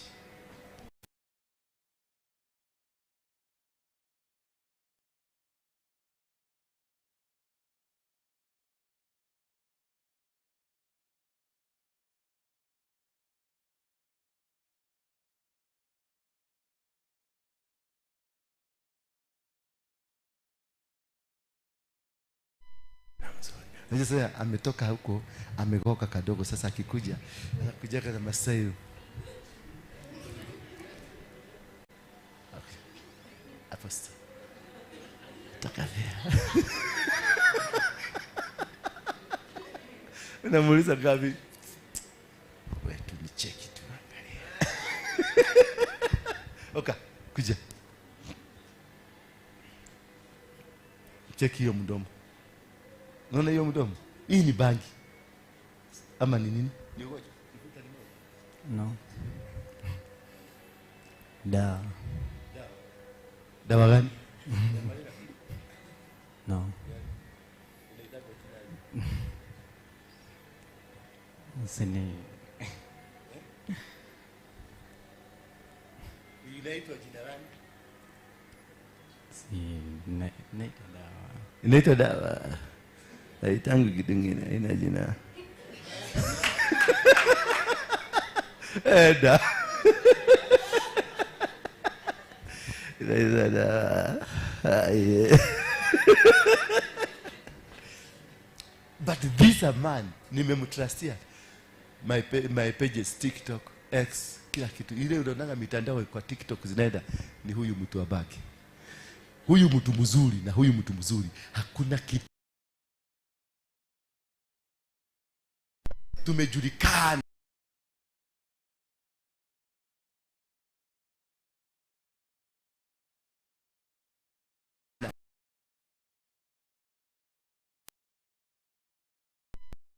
Nikimpatia anaendaka kukula fare. Si lazima kakwenda kauza. Uko na nyumba ni pesa yako, nyumba ni pesa ngapi? Kana niambia nakabia. Mnalipaka na M-Pesa ama cash? Na M-Pesa. Nipatie hiyo namba ya M-Pesa. Nalipa miezi kama 5. Kasiende unajua anaweza kukupatia mimi kaenda kasema sasa acha kajibariki. Kajirudishie shukrani. Kajirudishie shukrani. So afadhali ukasaidia ulipe nyumba huko lakini na ukasustain chakula na kila kitu. Kakae na kauza ndaguo namna gani na kesho nisikuone na nguo nyingine. Na shika hii pesa wewe nunue nguo. Kana nunua. Kaka obedient.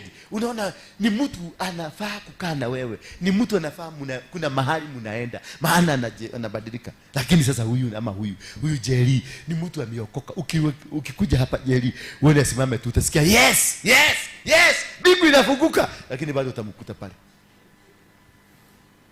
Bwana Yesu asifiwe sana. Sasa hapo ndio unajiuliza unaendaka kule ndani. Unaushindwa hawa watu ni wewe ulikosea kukaa na wao ama kukua na wao ama ni hujajua kuwafundisha. Hawajakuwa na imani. Bwana tumetembea safari mrefu.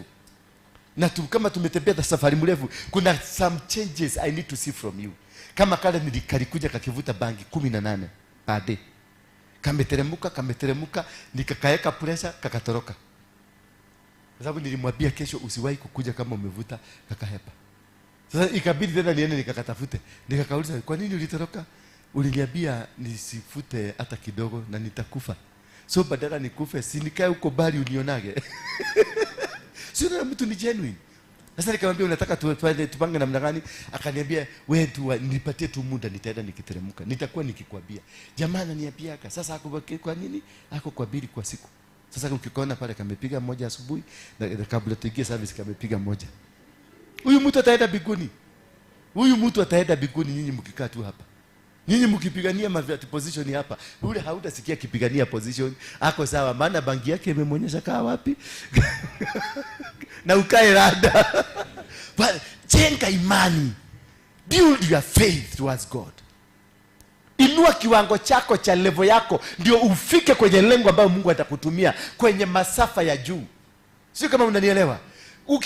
Ukikuwa fundi wa kujenga na mawe, utaanza na kuwa mtu wa mkono. Unakuja unajua kupanga mawe, unapandishwa. Unakuja unajua kupanda kitu kingine, unapanda. Baka kuna siku utaitwa engineer.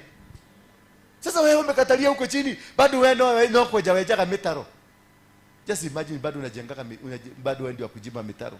Wengine walikuja wamekupita ndio ni maijilia sasa. Wewe ni wewe kwa Timothy mkeja mitaro yako kutoteka mudhigi. Are you seeing that? Usikubali. Jenga imani yako kama huyu mama. Huyu mama alikuwa kabisa hana hope. Lakini wakati alisikia Daudi, mwana wa Daudi anakuja Yesu, alikimbia na akajua kwa sababu huyu jamaa amezingirwa na watu ambao ni watu wa kiburi, ni watu wako na wabani, majoeli matupu. Wamemzingira huko. Alijua sitaenda kwa Joeli. Maana Joeli, unajua Joeli akikuangalia na jicho lingine hapa unaondoka bila kuambiwa. Bwana Yesu asifiwe sana. Sasa alijua huyu jamaa amezingirwa na majoeli matupu. Sasa alijua nini? Nitagiginyana tu. Majoeli kama inachuka huyu msee juu, na mimi nishike kitambaa, guo, nishike tu hivi. Majoeli waliwachwa mama akibarikiwa. Bwana Yesu asifiwe sana. That is what you need. Strive to have that faith. Strive to have that connection. The grace of God to be with you. That when you once ukianza kakitu kanakuwa well connected, kanakupeleka to the another level. You need just to excel. You need. Sasa nimeingia ndege, juzi nilikuwa Japan, juzi nyingine nilikuwa Germany, juzi nyingine nimekuwa huko nimekuwa. Sasa hata wewe aspire kwenda Mombasa County. At least wewe uingie kwa inaitwa nini? SGR.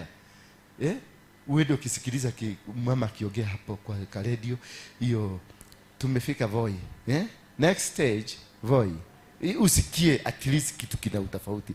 Sasa wewe ile mahali bali umeenda ni Webuye na kurudi hapa, na bado unataka kupiga Joel. Sasa unashindwa, mnapigania nyinyi wawili kule mmeenda bali ni mazishi latest, mlienda mazishi ya Iniro huko ndio mlienda bali. Sasa mngekuja hapa mnagombana magumu, and there is no success story in whatever you are doing, whatever you are fighting for. Hakuna progress, hakuna kitu kinaweza kuja ati mmetoka kwenye level hii kwenda level hii nyingine. Pigana mkienda kwa level nyingine. Are you getting me? Kuwa na wivu na mtu because mnaenda to the level, another level. Yeye akipanda na wewe unapanda. Ukiona baba yako, mimi sasa nimepanda ndege, aspire kuingia kwa SGR. Nikienda ndege ya pili, aspire uingie ndege ya Nairobi kwenda Mombasa. At least usikie uliingia ndege ama ulitoka county 1 ukaenda county 2. From there it develop your mind kutaka kwenda Uganda. Na utasema nitaenda na ndege. Sasa hiyo utafute passport. Watu wengi hapa hata passport ya muna, lakini maombi mingi ya kutaka kwenda ng'ambo mko nayo. Na udule ginya passport. Wewe Josephine ni passport? Wewe ni passport? Uko na passport? Jibu swali yangu. Sina. Na si ulikuwa umekuja hapa nikuambia uende ng'ambo? Wewe Jerry. Uko na passport? Wewe uko na passport? Wewe uko na passport? Wewe? Na wewe uko na passport? Wewe uko na passport? Wewe uko nayo? Mami msichana, uko na passport? Sio na? Hatuna, lakini tuna maombi tunaopewa. Sasa mnafanyaga ni kuombea safari ya kwenda ng'ambo na hata hauna chombo cha kukupeleka ng'ambo. You first seek the connection. Huyu mama alitoka kwa nyumba ndio aliposikia Yesu yuko anaonekana, alichomoka kwa nyumba. Sasa wewe hata hauna passport na maombi ile mimi nafanya hapa ni ya watu wa kwenda ng'ambo. Why are you letting me waste my energy? Ndage dokia kila mtu akwenda passport. Mmesikia? Next time nimewapatia 1 month. Passport inatokanga na miezi ngapi? Miezi 3. Hapana, siku hizi ni 7 days. Tuwapatie 2 months kutoka leo. If you don't have a passport, get passport. Ni passport. Get passport kuingia pale. Lazima utuonyeshe passport yako ndio uingie hapa. Kama unataka maombi ya apostle kuguswa, touch moja passport. Just touch. You must get a passport. Sio tukaaga na watu, gate yojerwa nataka watu 50. Mkuje na watu 50. Sasa nitaanza kwenda kutafuta watu waije. Na tayari umurenda koja wewe kundo turadi na nyinyi. Don't na passport. You are not even recognized by this country. You don't have a document where uko na passport. Yako ni akala gani? Yako ni East Africa, si ya Kenya. Bwana Yesu asifiwe sana. For you to be in a position of blessing, you must prepare the grounds for the blessings that you want. You can never get the blessing of traveling if you don't have a document. God, you must tell God, this is what hapa ndio kiwango kile nimefika. Nisaidie kuenda kiwango hicho kingine. Yule mama aliulizwa, uko na nini? Akasema niko na vibuyu. Akasema lete. Akakuja, vibuyu vikawekwa mafuta vikajaa. Akaambiwa nenda ulipe madeni yako. Kama hangekuwa na vibuyu mafuta ingekuwa wapi? Then mkwe watu wako na faith, desiring to become, desiring to move to the next level, desiring to change, desiring to be better people. Wacha tu kukoja tunakuja waikalile gete kuma Januari utolile gete gina gete gene kia komenyelile. Najua kuna watu wanakuja street anakuta kiti yake haijakaliwa hapa. Tuko na watu. Nitakwambia Sunday nitakuonyesha. Nitakuonyesha. Unaona kama huyu Jerry anakutanga kiti yake iko. Sika amekiobea, amekifuga. Mahali anakaaga utakutolea video ya Sunday. Uone mahali atakuwa amekaa Sunday. Uangalie pale utakuta ni the same seat. Na tutoe 3 weeks from today. Hiyo ya nyuma utakuta the same seat. Sasa unashida. Huyu Agnes kuna seat yake. Huyu chairman yako na seat yake. Anakuja na sijui venye mnakuaga mmeipaga mpaka inakugojea.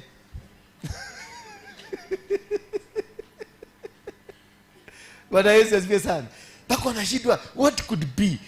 Have you stagnated yourself? Have you umejiposition hapo? Umekatalia hapo. Unajua for you to be successful, you must unposition yourself and let yourself to be taken where the position is. You must create room for your expanding.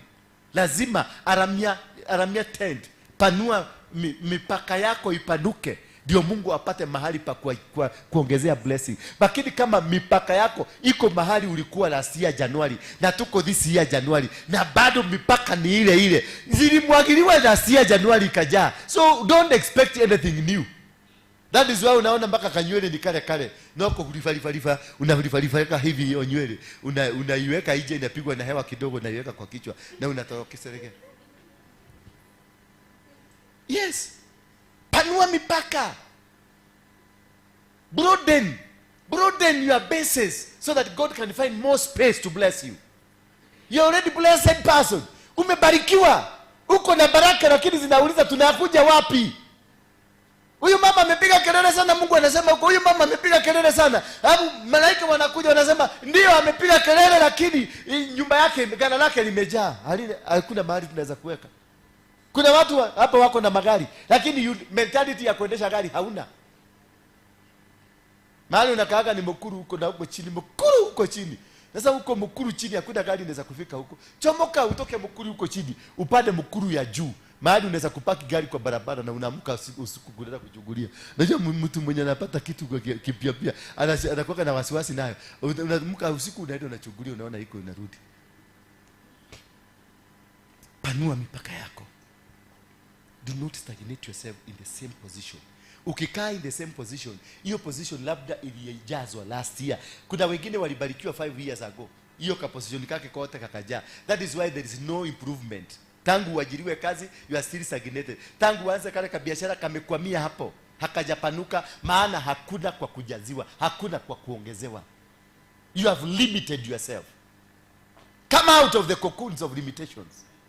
Some of you don't need prayers. Hamuhitaji maombi. Mnahitaji tu kufunguka tu kidogo, upunguke tu kidogo, waoke tu nini, waje weshiria outside the box. I can see millionaires here within months. Mamilionea hapa tuko nao wa months, kutoka leo tuseme 5 months, mamilionea tuko nao hapa. Ukikubali tu kufungua, angalia hiyo kakasi unafanya siku venye ulibarikiwa, kalikuja namna gani? How fast? Wakati ulikuja ukaekelewa touch, kalikuja haraka haraka. Kakajaa, kakakuta kikombe, kumbe ni ile kakaulo kadogo kale ka glasi. Ikakuja na ikajaa. Sasa inakaanga ikiuliza hatuendi. Na ikikaa sana ikistagnate sana, unajua hata maji ikikaa sana inakuwa na wadudu huko ndani. That is why biashara yako sasa iko na wadudu. That's why huduma yako imekwama, iko na wadudu. Ile kitu unajua ni vita kanisani na kuduga wale wengine visu. Mtu anakuja jana, alikuja jana, amenunua Prado, amebarikiwa, amenunua Prado, amebarikiwa, amepata kazi Dubai, amebarikiwa, amefanya milango yake imefunguka, amebarikiwa, kitu kimefanyika. Wewe uko tu hapa. Uko leta gija no akolile, gija odi ya ogu. Ate, ni ole wihorere hilo ni roho. Roho gani? Hiyo roho yenye haina baraka itoe. Ingoe. Roho kama si roho inakupeleka mahali, hiyo ni roho ya shetani. God is a God of expansion. God is a God of growth. God is a God of promotion. Bwana Yesu asifiwe sana. If you are still there where you are yesterday, where you are last year, where you are 5 years ago, then you deserve to die. Unafaa, maana umekufa, you have stagnated. Na mtu stagnated na mtu aliyokufa ni the same, one and the same. Kama ulianza na uibaji, miaka 5 unaiba, hata sasa naiba, na hakuna hata kakasidi umetoa, hata kawimbo kakuwekwa ringtone hakuna, then you wewe mudo tuende hiyo fasi nyingine. I'm not complaining, but I just want you to open, because I will not work with anybody here. Na mimi na leo nawafungua kabisa. Mungu awafungue, mwende na huko. Naigwa wakoro ndo kwara mia hema yako. Kama hautapanua hema yako kutoka leo, wewe tu niondokee kwenda, because Mungu ameniambia baraka zinakuja. Unaenda si shokio Agnes, baraka Mungu ameniambia amezimwaga, zinakuja, ziko hapa. Mnataka zirudishwe? Alafu tena tuanze ile maombi tena ya kuitisha vitu? Hapana, nyinyi sasa tunataka tuchukue nchi. Tukitoka nchi tuchukue East Africa. Tukitoka East Africa tuchukue Africa. Kutoka Africa tuende worldwide. Na tukale tukihoera muvuto mwega. Walinde. But his disciples, angalia sasa. But his disciples said to him, you see the multitude thronging you, and you say, who touched me? Yani walimuuliza, unaona venye watu wamejaa, the multitude is thronging, na unakuja kuuliza, who touched me? Was Jesus in the same level na watu kweli? He was not in the same level. Jesus was in another world. Yeye alisikia kuna nguvu fulani imetoka.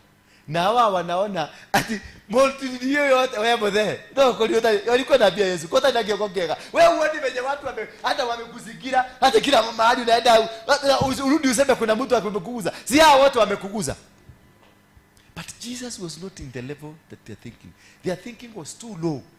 Jesus was thinking heavenly thinking thoughts. Alikuwa na fikira zingine za kibinguni. Alikuwa mbali na wao watu. Hawa watu wakifikiria ni muzigiro huo. Kuna mama mwingine naye alikuwa na another different level of thinking. Nikiguza hii kitu kuna power itashuka. Na hawa watu mpaka wanatembea na Yesu, wanagusana na Yesu mwili nyama kwa nyama, wanagusana na Yesu. Maana walikuwa wakifungua mabaosa, wale wanafunguaga njia, wanashika huyu hivi, wanasaraudi, wanakushika mpaka wanakutoa kwenye cloud hivi. Walikuwa wanaguza Yesu hivi kumguza, na mama alitaka tu kaguo. Na mama alibarikiwa, na hao walikuwa na Yesu hawakubarikiwa. Why? Thinking capacity. Thinking. What are you thinking? Una meshiria mariko. Where do you want to be tomorrow? Where do you want to be next week? What do you want to become? Have you opened your doors? Umepanua mipaka yako ndio baraka zikuje?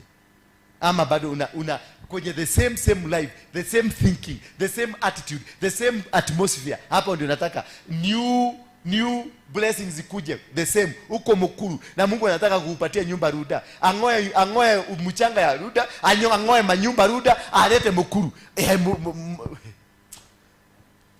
Bwana Yesu asifiwe. Nanze Ngai amunye nyumba Ruda akorehere mkuru nigetha akurute kou agocoki. No. Mami wacha kukasirika. Mimi siongee kwa ubaya. Mimi sina ubaya. Mimi wacha kunikasirikia. Mimi am preaching. Na kama imekuumiza, I'm sorry. But his disciples, unasikia? The kind of people you have around you can determine what you become. Jiulize, who are your friends? Usheraga na atu ariko. Usherete na Shiko miaka igana. Shiko, usherete na Josephine miaka igana. Wako ni unaona ta goteithia icera rĩa nyitari goteithĩtie tari muteithĩtie. Are you moving? Are you doing anything? Mimi nikiona huyu, unaona huyu. Tuko mwezi gani? February. By June kama hautakuwa umechange kuwa international pastor, nitakufukuza kila mtu akiona. Nikasikia unangangania microphone, ile kitu napigania ni microphone, ama ile kitu napigania ni kuduka watu, kusegenya, haubebi hawa watoto kama ni watoto wako pamoja, uwapende kama moja. Nisikie, nimekupatia miezi ngapi? Italia kolira. Verse 32. That's me. I cannot give you a job today. Ufeli kuifanya nile miezi tumekubaliana. You can't come back. Hata ufanye nini, you can't come back to my life again. Because you are a devil sent to come and destroy me. Yes. Mutu hata onegikoro nyendete atataitubi. Unyonaga ukaigwa mwili waku agamba kekekekeke na gutiri undu ndiraguteithia naguo. Get out of my life. Get out of, completely get out of those people. Push them away. Run from there. Kama uko maeneo, kama sasa uko eneo fulani na eneo hilo limekataa kukupatia tumatunda hata kamoja, toroka, enda eneo ingine. Bwana Yesu asifiwe sana. Hao jamaa alikuwa anachimba kisima, kilipokataa alichimba kingine akachimba. Aliendelea, hakusimama mahali pale, hakuanza kulia ati oi wacheni kuzika, wacheni kufanya, kujeni niwapatie kitu. Hapana, he moved until he got the right one. Start moving. Wacha kukaa tu kama makorokoro. Kwa South Africa tunaitanga makwele kwele. Makwele kwele ni nini? Ni foreigners. Sasa nyinyi mnakaa kama makwele kwele. In the kingdom, in the house of God, where there is blessings. Hii nyumba iko na baraka. This house, hii nyumba iko na baraka. Iangalie tu, angalia tu hii nyumba uone tu. Hata uhitaji maombi ukiingia tu hapa. Kuna mama mwingine amenipigia simu, alikuwa ametoka Burundi. Rwanda. Alikuwa ni Mkenya lakini anaishi kule. Alisema mimi I just wanted to enter. Nikamuuliza mbona hukukuja, ananipigia simu akiwa Burundi. Nikamuuliza kwani hukukuja kuniona? Hapana, I just wanted to enter there. Na nilipokuja makaratasi yangu ilikuwa imekwama, ilifunguka. Huyo ni mtu alijua tu kuguza nguo. Alijua kuguza nguo. Hizi vitu zote ni anointed. Hizi vitu zote ziko hapa. The anointed. Hii wall, hizi kuta zote ni anointed. Kuna uwepo wa Mungu hapa. Nenda tu kule, hata uguze tu, kuja tu, kaa tu hapa. Ombea tu hapa tu, jifanye tu. Ore mashandoro bosi kete ya mosi ndere. Hivyo tu, kaa tu hapa. Usipigie watu makelele, kaa tu hapa. Usitaki hata kwenda kule. Lalia hapa, lalia hiyo kuta. Nenda kwa ile ukuta ingine, lalia. Nenda kule, lalia tu kwa jabali popote hapa. Kuja tu, tembea tu. Zunguka tu. Hii vitikalia hii, ukisikia moto yake labda anointing yake ni ya prophetic, ruka kwa hii, usikie anointing ya madikon, ruka kwa hii, usikie anointing ya kitu kingine, na mambo inaendelea. Ukitaka ya uimbaji, nenda kalia ile kiti. Omba hapo. Wacha na mchungaji huko apumzike. Mchungaji yako na shida zake mingi, anaomba. Sio kushinda ukisema tirado gago. Ginya ite ni tarokire huko. Ni godwa.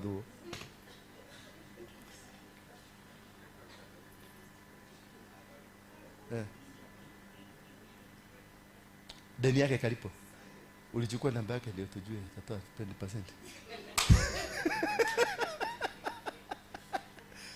And he looked around. Jesus alijua kuna kitu kinafanyika katika ulimwengu wa kiroho. Kuna kitu kinafanyika mahali hapa, lakini wafuasi wake, the mediocres, hawakuelewa kuna kitu kimefanyika. Kuna watu tuko na wao hapa, Kuimba wanaiba, kurukaruka wanarukaruka, kuomba wanaomba, lakini baraka zinakuja, watu wanakuja wanabarikiwa. Mmehangi tu hapa. Mlipigwa post. Network iliisha. Bado mnazunguka tu, mnazunguka tu. Bwana Yesu asifiwe sana. Hallelujah. That he looked around, akaanza kutafuta ni nani huyo ambaye amesababisha. Ni nani huyo amesababisha kitu kitoka? Ni nani huyo? And he looked around to see her who had done this. Unaona, mpaka anajua to see her. Hakusema to see whom, to see her. Maana alijua in the spiritual realm, kulisemekana, aliambiwa kuna mtu amechukua kitu, na mtu uko na mabisi bodies wamekuzunguka hapo. Na ndio nawapiaga msikuwe psychophant. Wewe Joel, usijaribu kuwa psychophant, kuwa mtumishi, aspire kuwa mtumishi. Tigo tiga hate uikarete haria gate ni ukigereria andu haria ni wega na utayo no Ngai Ngai no gweteire no ndukemenyerie hau no nyita aya tumia aingi moka huko ni arogi magakorogera hau.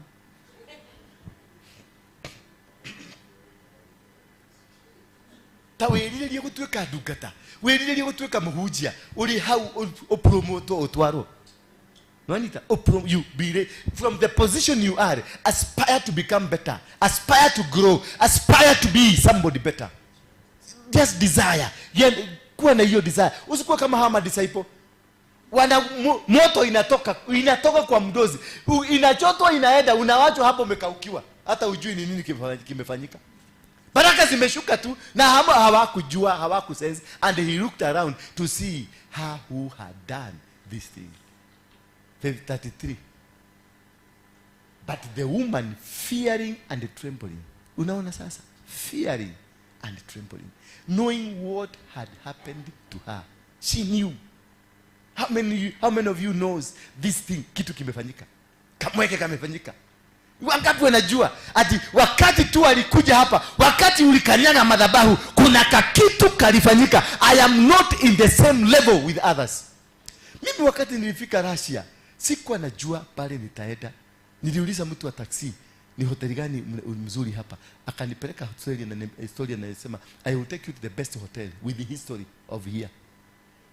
Kuna Hilton, kuna Intercontinental, lakini hakunipeleka huko. Aliniambia nitakupeleka kwenye hoteli iko na history ya hapa, the formation ya hapa, the heart of this nation, Hotel Pekin. Endo Google Hotel Pekin. Huku kumbe unasikia ule Mussolini na Lenin na wale wote. That is where they were living. That is where they created the nation Russia. That is the heart. Na mimi Mungu akanipeleka hapo. Si nilitoka kuna anointing. Alafu si mnata mnaona niko na anointing. Alafu na nyinyi mlio ha. O mungethetie muigiriro guoko. Sema I refuse to remain in the same position. Nilipelekwa huko by God. Na kutoka siku hiyo hapo kwa hiyo nyumba kulikuja dutura ngapi? Nilizungushwa na hizo dutura mahali popote nilitaka kwenda. Nilikuwa tunashuka kwa nyumba, kushuka hapa hivi, kuingia, nikitaka kuingia taksi na nikataa. Dutura zinakuja, moja inapita hapa na nyingine inapita hapa. Zinaenda direction hii, mimi nazifuata. Zilinipeleka mpaka State House, inside State House, from the back door. Nikaenda kule kuna madhabahu zote. Mji hiyo Kremlin imezungukwa, hiyo State House imezungukwa na madhabahu makanisa, lakini madhabahu ya Orthodox. Alafu kiingia ndani yenyewe ni Orthodox kanisa ndani. Na iliniigisa huko. Walikuja kustukia niko huko. Akauliza, where you come from? Nikamwambia I'm a tourist. Nikaambia watu wa tourist wanapitia huko. Mimi nikajifanya fool, nikaona mzee ndiye ule, nikajipitia huko. Mwadhani ate? Yes. Na zilienda mpaka wakauliza, wakashindwa hii vitu. Mzee mmoja a monk wa Orthodox akaniambia you are blessed. Akapiga magoti, akanishika mkono, akaniambia blessed. A monk. When you allow God akutumie na una broaden your mind, unafungua kichwa yako, inafunguka, inakaa in readiness for the blessing. Huyu mama alijua sihitaji kuwekelewa mkono, sihitaji kuonana na huyu mtu because amezungukwa na mamedioka. Nahitaji kugusa guu hapa chini. Moto ikateremka. Disciples hawakujua moto imeteremka. So kuna watu wamezuia, kuna watu wamenizuia, wamenizigira, usikuje kuniona, wamezigira. Wewe tu kumbe uliguza kama mafuta kagu na baraka zikakuja, na bado wanaendelea kunizigira. Wakikuzuia kumbe ushachukua. Bwana Yesu asifiwe. Kuna watu walichukua baraka zamani. Kuna watu walibeba baraka. But the woman, fearing and trembling, knowing that what had happened to her, came, fell down before him and told him the whole truth. Akamwambia, nini data ya mwaki? Ni mimi nimechota moto. Sasa hebu jiulize, what was in the mind ya disciples? Wale walikuwa namuuliza, sasa hii kelele yote na venye imekusugua, sasa utajua ni nini imekuguza? Walikuwa naongea na madharau. Ni lugha ya kimadharau. Kuna watu katika maisha yako wana lugha ya kimadharau. Kuna watu katika familia yenu wako na lugha ya kimadharau. Kuna watu mnafanya nao kazi wako na lugha ya kimadharau. Hawaonagi kama kuna kitu kinaweza toka kwako. Bwana Yesu asifiwe sana. She came and spoke the whole truth. 34. And he said to her, daughter. Alimuita nini? Na yao ng'ang'anira microphone. Na yao ng'ang'anira yetu deaconess. Alimuita daughter.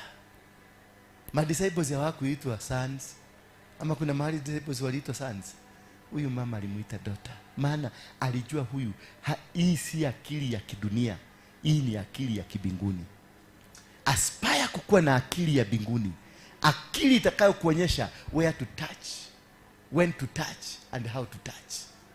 You don't need to struggle when you have the brain, the heavenly brains. It will direct you where to touch, how to touch, and when to touch. Bwana Yesu asifiwe. Hii imenijenga. Daughter, your faith has made you well. Your faith, not your prayers. Not your prayers. Your faith has made you well. You need that faith. Uplift your faith. Go in peace. Angalia mpaka Yesu hataki. Anamwambia just go in peace. Wakerekelio. Ndio kumuona agioka haria. And be healed your afflictions. Go in faith. Mwana ni awasho. Josephine mwana ni awasho. Yes. Go in faith, in peace, and be healed of your afflictions. May God heal your afflictions. May the peace of God be upon you. May the faith of God be increased in you. That from today, you will not see things how you've been seeing them. You will see things in a different dimension, in a different direction. You will see the magnification of God. You will see the power of God. You will see the anointing. You will see the presence of God in whatever you do. In Jesus' name. 35. While he was still speaking, just listen. Milango ishafunguka. While kumbuka disciples wako bado wanang'adhia. Na wale watu umati mkubwa ambao ulikuwa na msalaba bado umeng'adhia.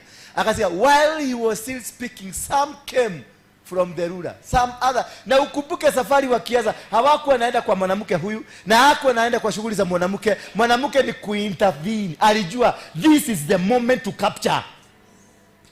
For you to get where you want to be, you have to understand, to know, to sense the moment to capture. Mama akajua modo arabi kwa rura, anaenda kule kwa rura kwenda kuombea mtoto. Kabla hafike huko nitachota maji. I understand this is the right moment to do this thing. This is the right. Sasa ndio healing, power ya healing imeshuka. Maana alisikia ni kwa Jairus kunaedwa. Na kunaedwa nini? Mtoto anaenda kuamshwa. Kwa hivyo akajua this is the time ya kukamata the anointing. Wala hale wetereire. Na anointing yerekera ilio haha. Mwana ni avasho. Ilikuwa hapa, ilichotewa hapa na imeenda. Sasa ni pale. Bwana Yesu asifiwe sana. While he was still speaking, some came from the ruler of the synagogue house, who said, your daughter is dead. Wakamwambia Jairus, your daughter, Jairus akienda kwa Yesu, daughter hakuwa amekufa. Akalia, mama amekuja tu amegusa, anajua Sio lazima ukuje kwangu, sio lazima uniguze. Kazi waje tumaliziane hapa kwa nguo yako. Na akaguza nguo na akaenda zake, amebarikiwa. Jairus bado anang'ang'ana na kuenda na Yesu, mtoto amekufa. Ng'ang'ana tu pale. Na baraka zote zilichukuliwa hapa zikaenda.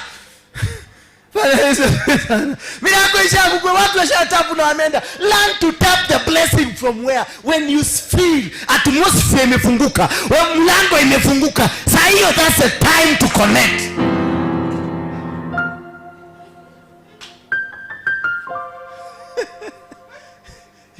Your daughter is dead. Why trouble the teacher and the father?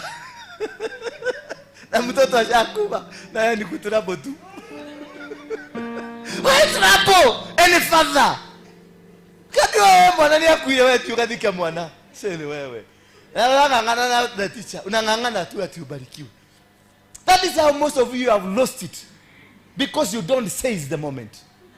That is how you have lost it. You are still struggling. You are in church forever, doing nothing, wasting your time. Na wakati wako ulipita. Ni kemokeva tu kiko hapa. Ati your daughter is dead. Hii ni madharau. Temwarego ni akuire no we no die. Why trouble the teacher? Atidokegia mwalimu ke na mwarego ni akuire. Yani ndaramenya wewe ugathike mundu. Atwa utwehereria wana haha. Na mama alisense tu na alijua wakati wa kubarikiwa ni huu. Wakati wa kubarikiwa ndio hii. Akashika tu, akasays. Tell your neighbor, this is a time to seize this moment. Seize your moment. When you find the atmosphere imekubali, ukisikia uwepo wa Mungu umeshuka, that is the time to fix it. Si kwa apostle. Hapana, ya apostle labda kama anataka kukalishwa, tutakuja tutapiga story. Ndio nanga sinanga, nikitaka kukalishwa nitawakubalisha muigie. Ni kama sitaki naambia Joel, nangolea Joel tu jicho. Akiona jicho vile nimemwangalia, harudingi hapo. Anakujaga na wabia kujeni tutumbukae hapa. Kwa sababu anataka kuwaondoa pale nisiwaone huko. Najua nawaangaliaga nikiwa kwa ofisi. Ndio wamenyogo. Gonaga ndio ofisi. Oje tereire haria.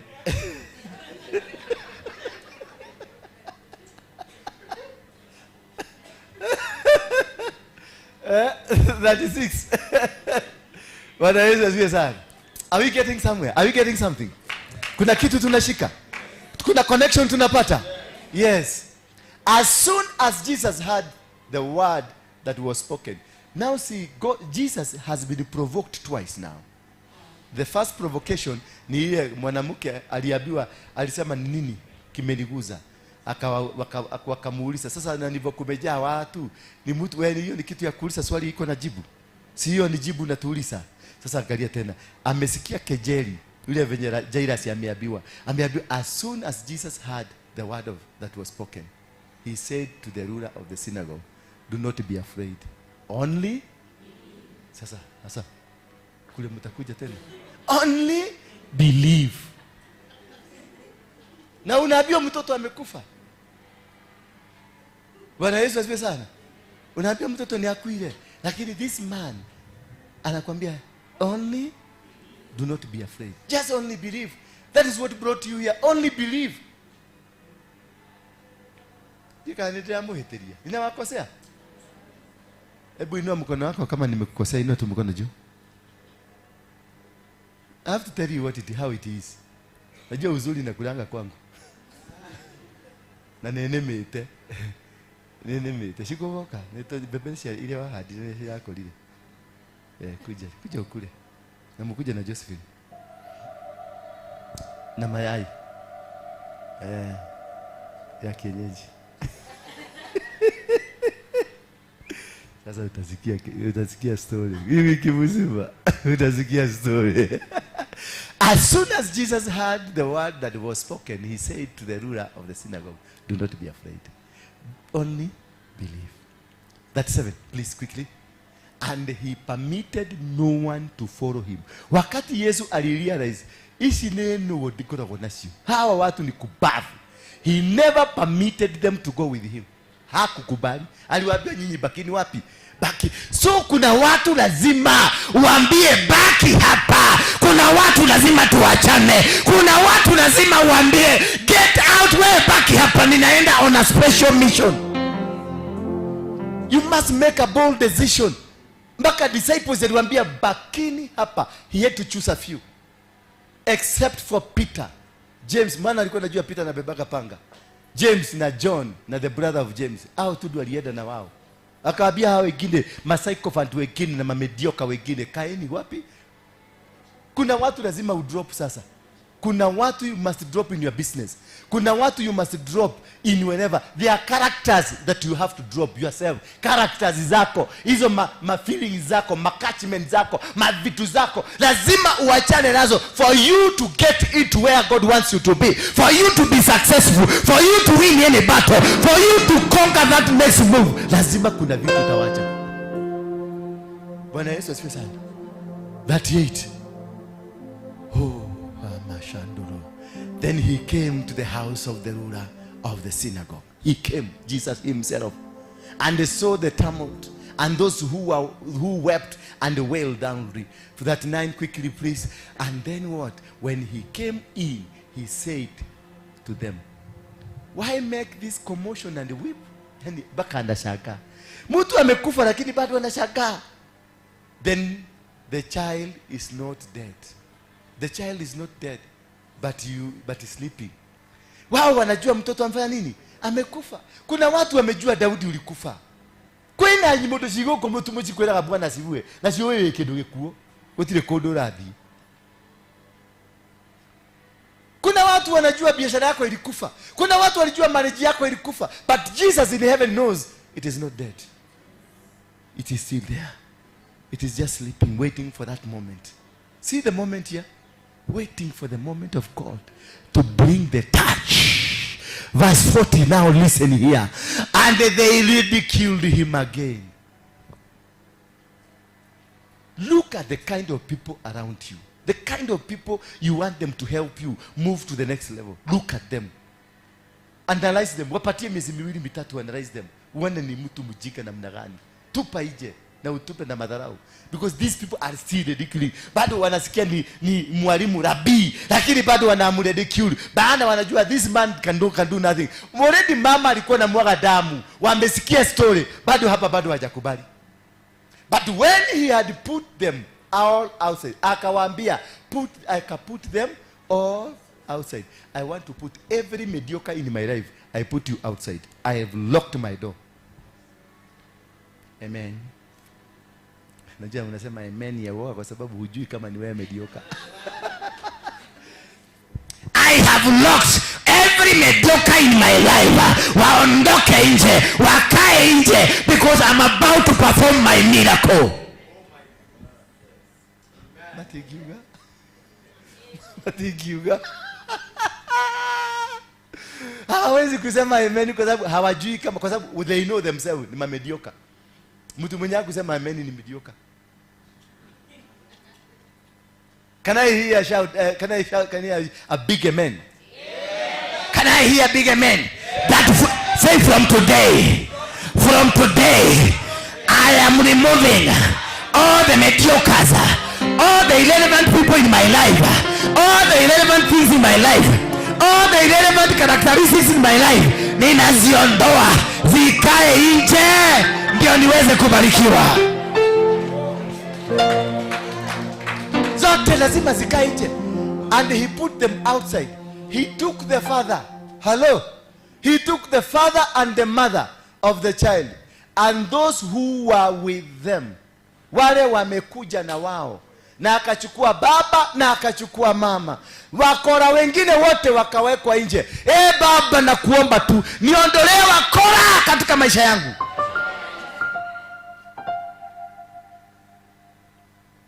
And I'm saying this unapologetically.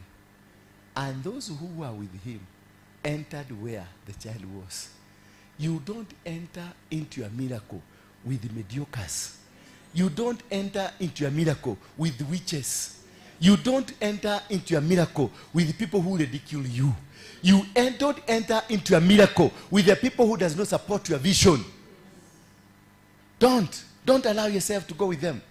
They will kill your vision. Verse 41.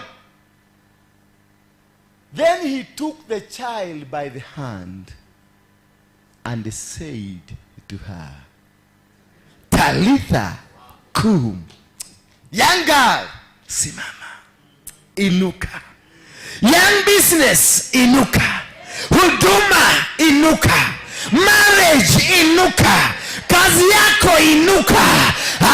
Kama ni mimi ningekuwa ni wewe, ningekuwa nishainuka. Ningekuwa nimeshasema wakati wangu ni sasa. Wakati wa kubarikiwa ndio huo.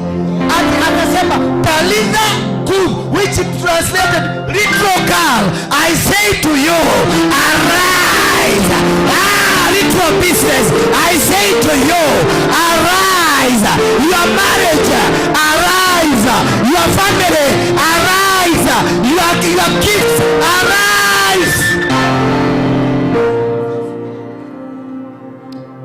From today, I say whatever that was dead in you, Talitha kum. Talitha kum. In your business, Talitha kum. In your family, Talitha kum. In whatever you do, Talitha kum. In whatever that you do, Talitha kum. Arabashendelelebosa. Yakakakamara mamazaya. Yeketetetetelebodiada. Ya Talitha kum. Maisha yako, Talitha kum. Maisha yako ikabadilike. Maisha ya biashara yako, Talitha kum. Talitha kum in whatever you intend to do. Talitha kum. Biashara yako, huduma yako, Talitha kum. Oh, your family, Talitha kum. Biashara yako, Talitha kum. Huduma yako, Talitha kum. Na ikabadilike, uzalike tena upya, ufufuke katika jina la Yesu. Talitha kum.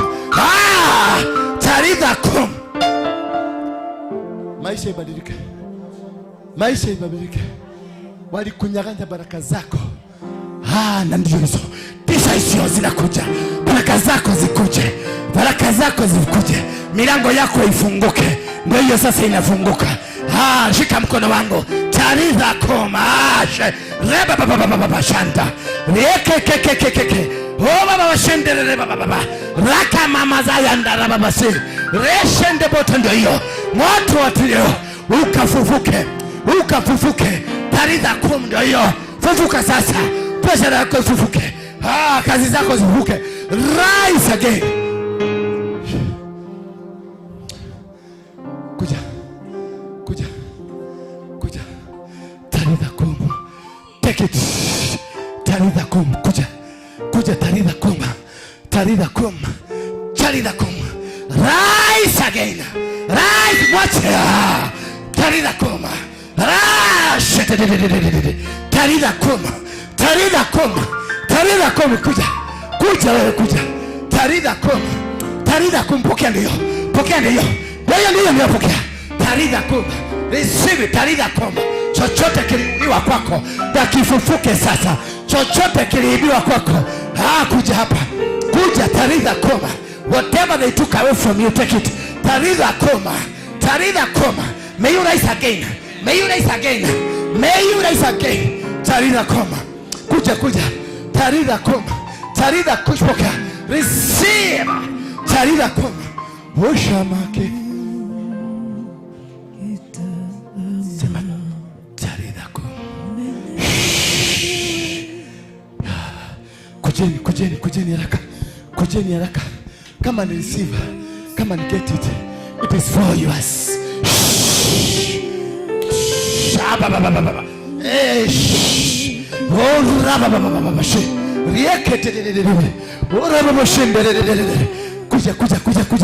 Kuja. Talitha kum. Talitha kum.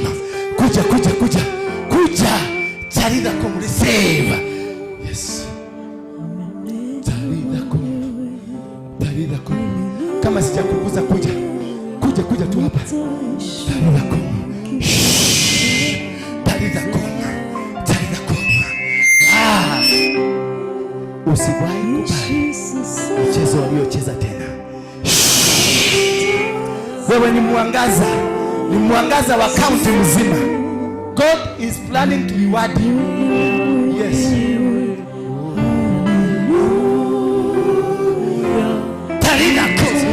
Receive now. Receive now. Milango yako yote. Tarida kum. Yes. Tarida kum. Tarida kum. Receive it now. Mighty name of Jesus Christ. Tarida kum. Tarida kum. Yes.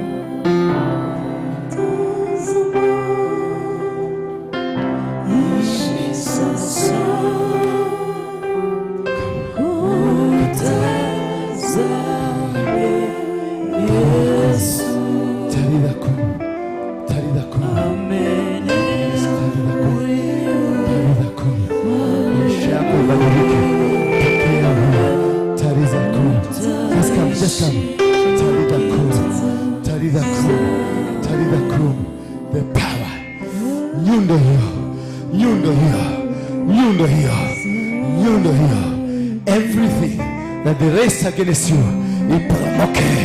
Anything walisema kukuhusu, iporomoke. Tarida kum, tarida kum, tarida kum, tarida kum, tarida kum. Harakisha. Tarida kum, tarida kum. Out. Yes. Kushi. Tarida kum, tarida kum, tarida kum.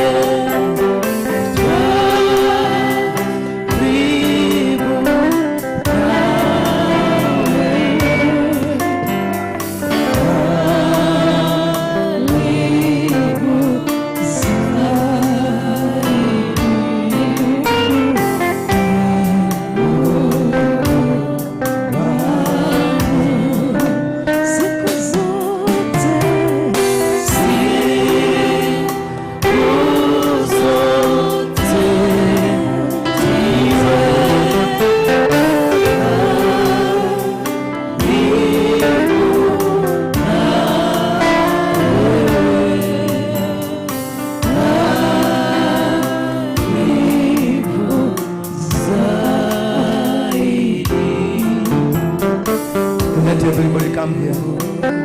Allow everybody to come closer. Yes. Father, in the mighty name of Jesus Christ, I glorify your name, I lift up your name. Indeed, you are the Master, you are the King of Kings. As now you've risen these people, their gifts, their talents, and their callings that you called them to do on earth, sasa zimezaliwa. Inua tu mikono yako juu unapopokea vifunguo vipya katika maisha yako. Zile zilikuwa zimeibiwa zote zimeregeshwa. Zile zote zilikuwa zimeibiwa zimeregeshwa sasa. Milango yako inafunguka. Kule kuzimu walikuwa wamefungia vitu zako, ndizo hizo zinaachiliwa. Gifti zako zinakuja. Roho Mtakatifu anashuka juu yako sasa, anashuka juu yako. Watu wanafunguliwa, biashara zinafunguliwa, ndoa zinafunguliwa, kazi zako zinafunguliwa. Unapata kibali kipya, kibali kipya kinashuka. Kibali kinashuka, ndio hizo kinashuka. Inua tu mikono yako juu. Receive it, receive it, receive it. 1 2 3. Receive it. Pokea sasa, pokea sasa, pokea uwepo mpya, pokea vipawa zote ambazo ziliibiwa, pokea kazi yako iliyoibiwa, pokea vitu zenu za familia ziliibiwa, pokea uondolewa madharau ambao walikuwa wamesema juu yako, biashara zako ambazo umejaribu kufanya hazifanyi kazi, huduma ambayo umejaribu kufanya haifanyi, familia, ndoa yako has been not working. Kutoka leo familia yenu haijui ndoa, familia yenu haijui biashara, familia yenu haijui kufaulu ni nini. Kutoka leo you are a representation of the success story. Ndio hiyo sasa inashuka. Nikisema moja mnasema amen. 1 2 3 4 5 6 7.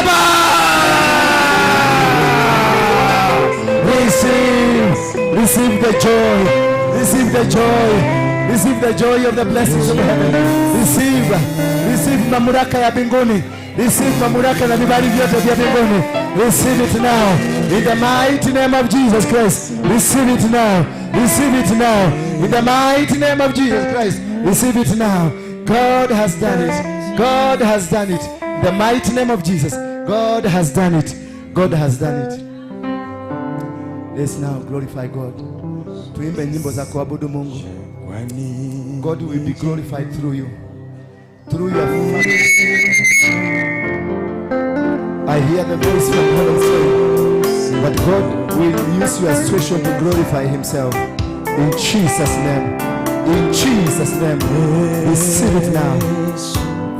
Laana za familia, laana za wazazi, laana za guka, laana za maeneo, laana za waindi, laana za wale waliiba gift zako, laana zozote zile zimekuwa zikizunguka na maisha yako zimeondoka in Jesus name. Yes.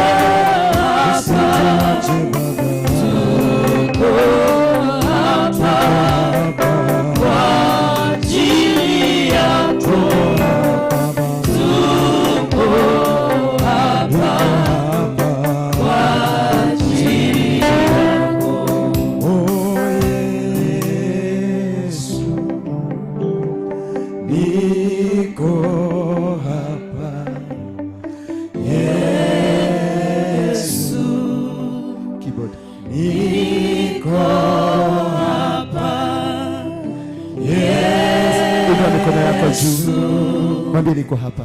Niko hapa.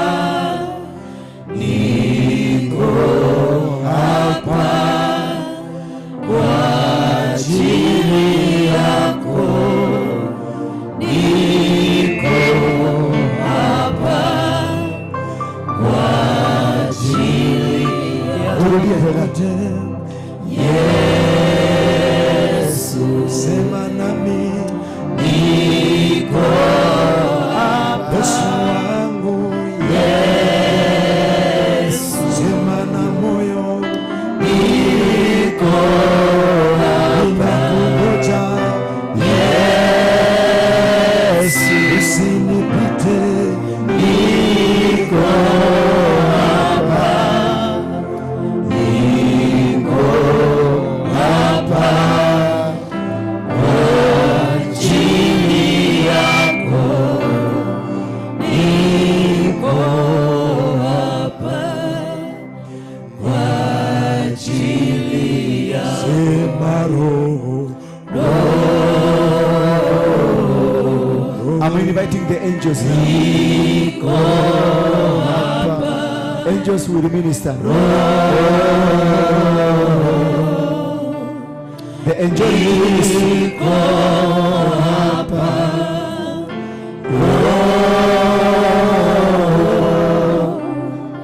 Niko hapa. Niko hapa kwa ajili yako. Niko hapa kwa ajili Inua mikono yako tu, endelea kumwambia. Alika Roho Mtakatifu. Roho Mtakatifu ashuke sasa kwako. Niko Shuka sasa. Shuka sasa. niko Roho wa Bwana.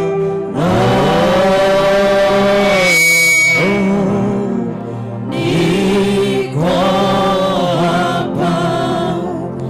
Niko hapa kwa ajili yako.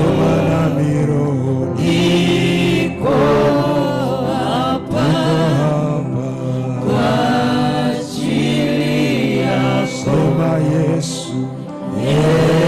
Yesu, Sema nami. niko hapa. Ponya moyo wangu. Yesu, niko hapa. Yesu. Yesu, Jazwa na Roho. niko hapa. Niko hapa kwa ajili yako. Niko hapa kwa ajili yako. Sema Baba. Baba. Niko hapa. Nitazame. Baba, niko hapa. Nitazame. Baba, niko hapa. Niko hapa kwa ajili yako. Niko hapa kwa ajili yako. Roho. Niko hapa.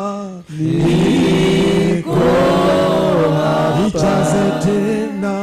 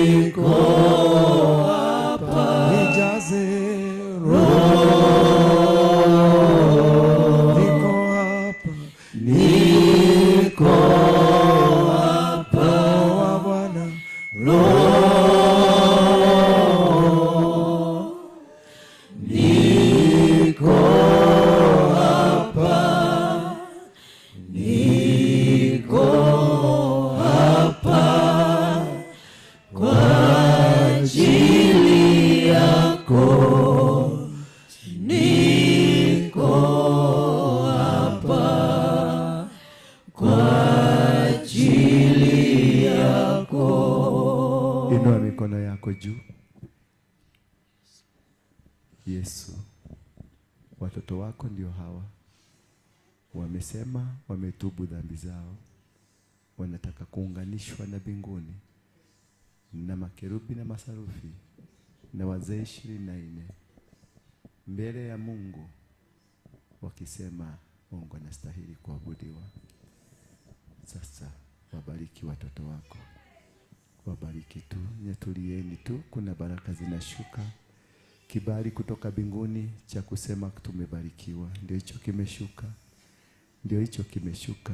Naona malaika wamejaa kwenye nyumba hii. Roho wa Bwana amejaa kwenye nyumba hii. The atmosphere is so hot now. The atmosphere is so electric. Yani ni umeme unapita juu yako. Ni umeme, ishara ya kusema umefunguliwa. Chochote ambacho ulikitamania.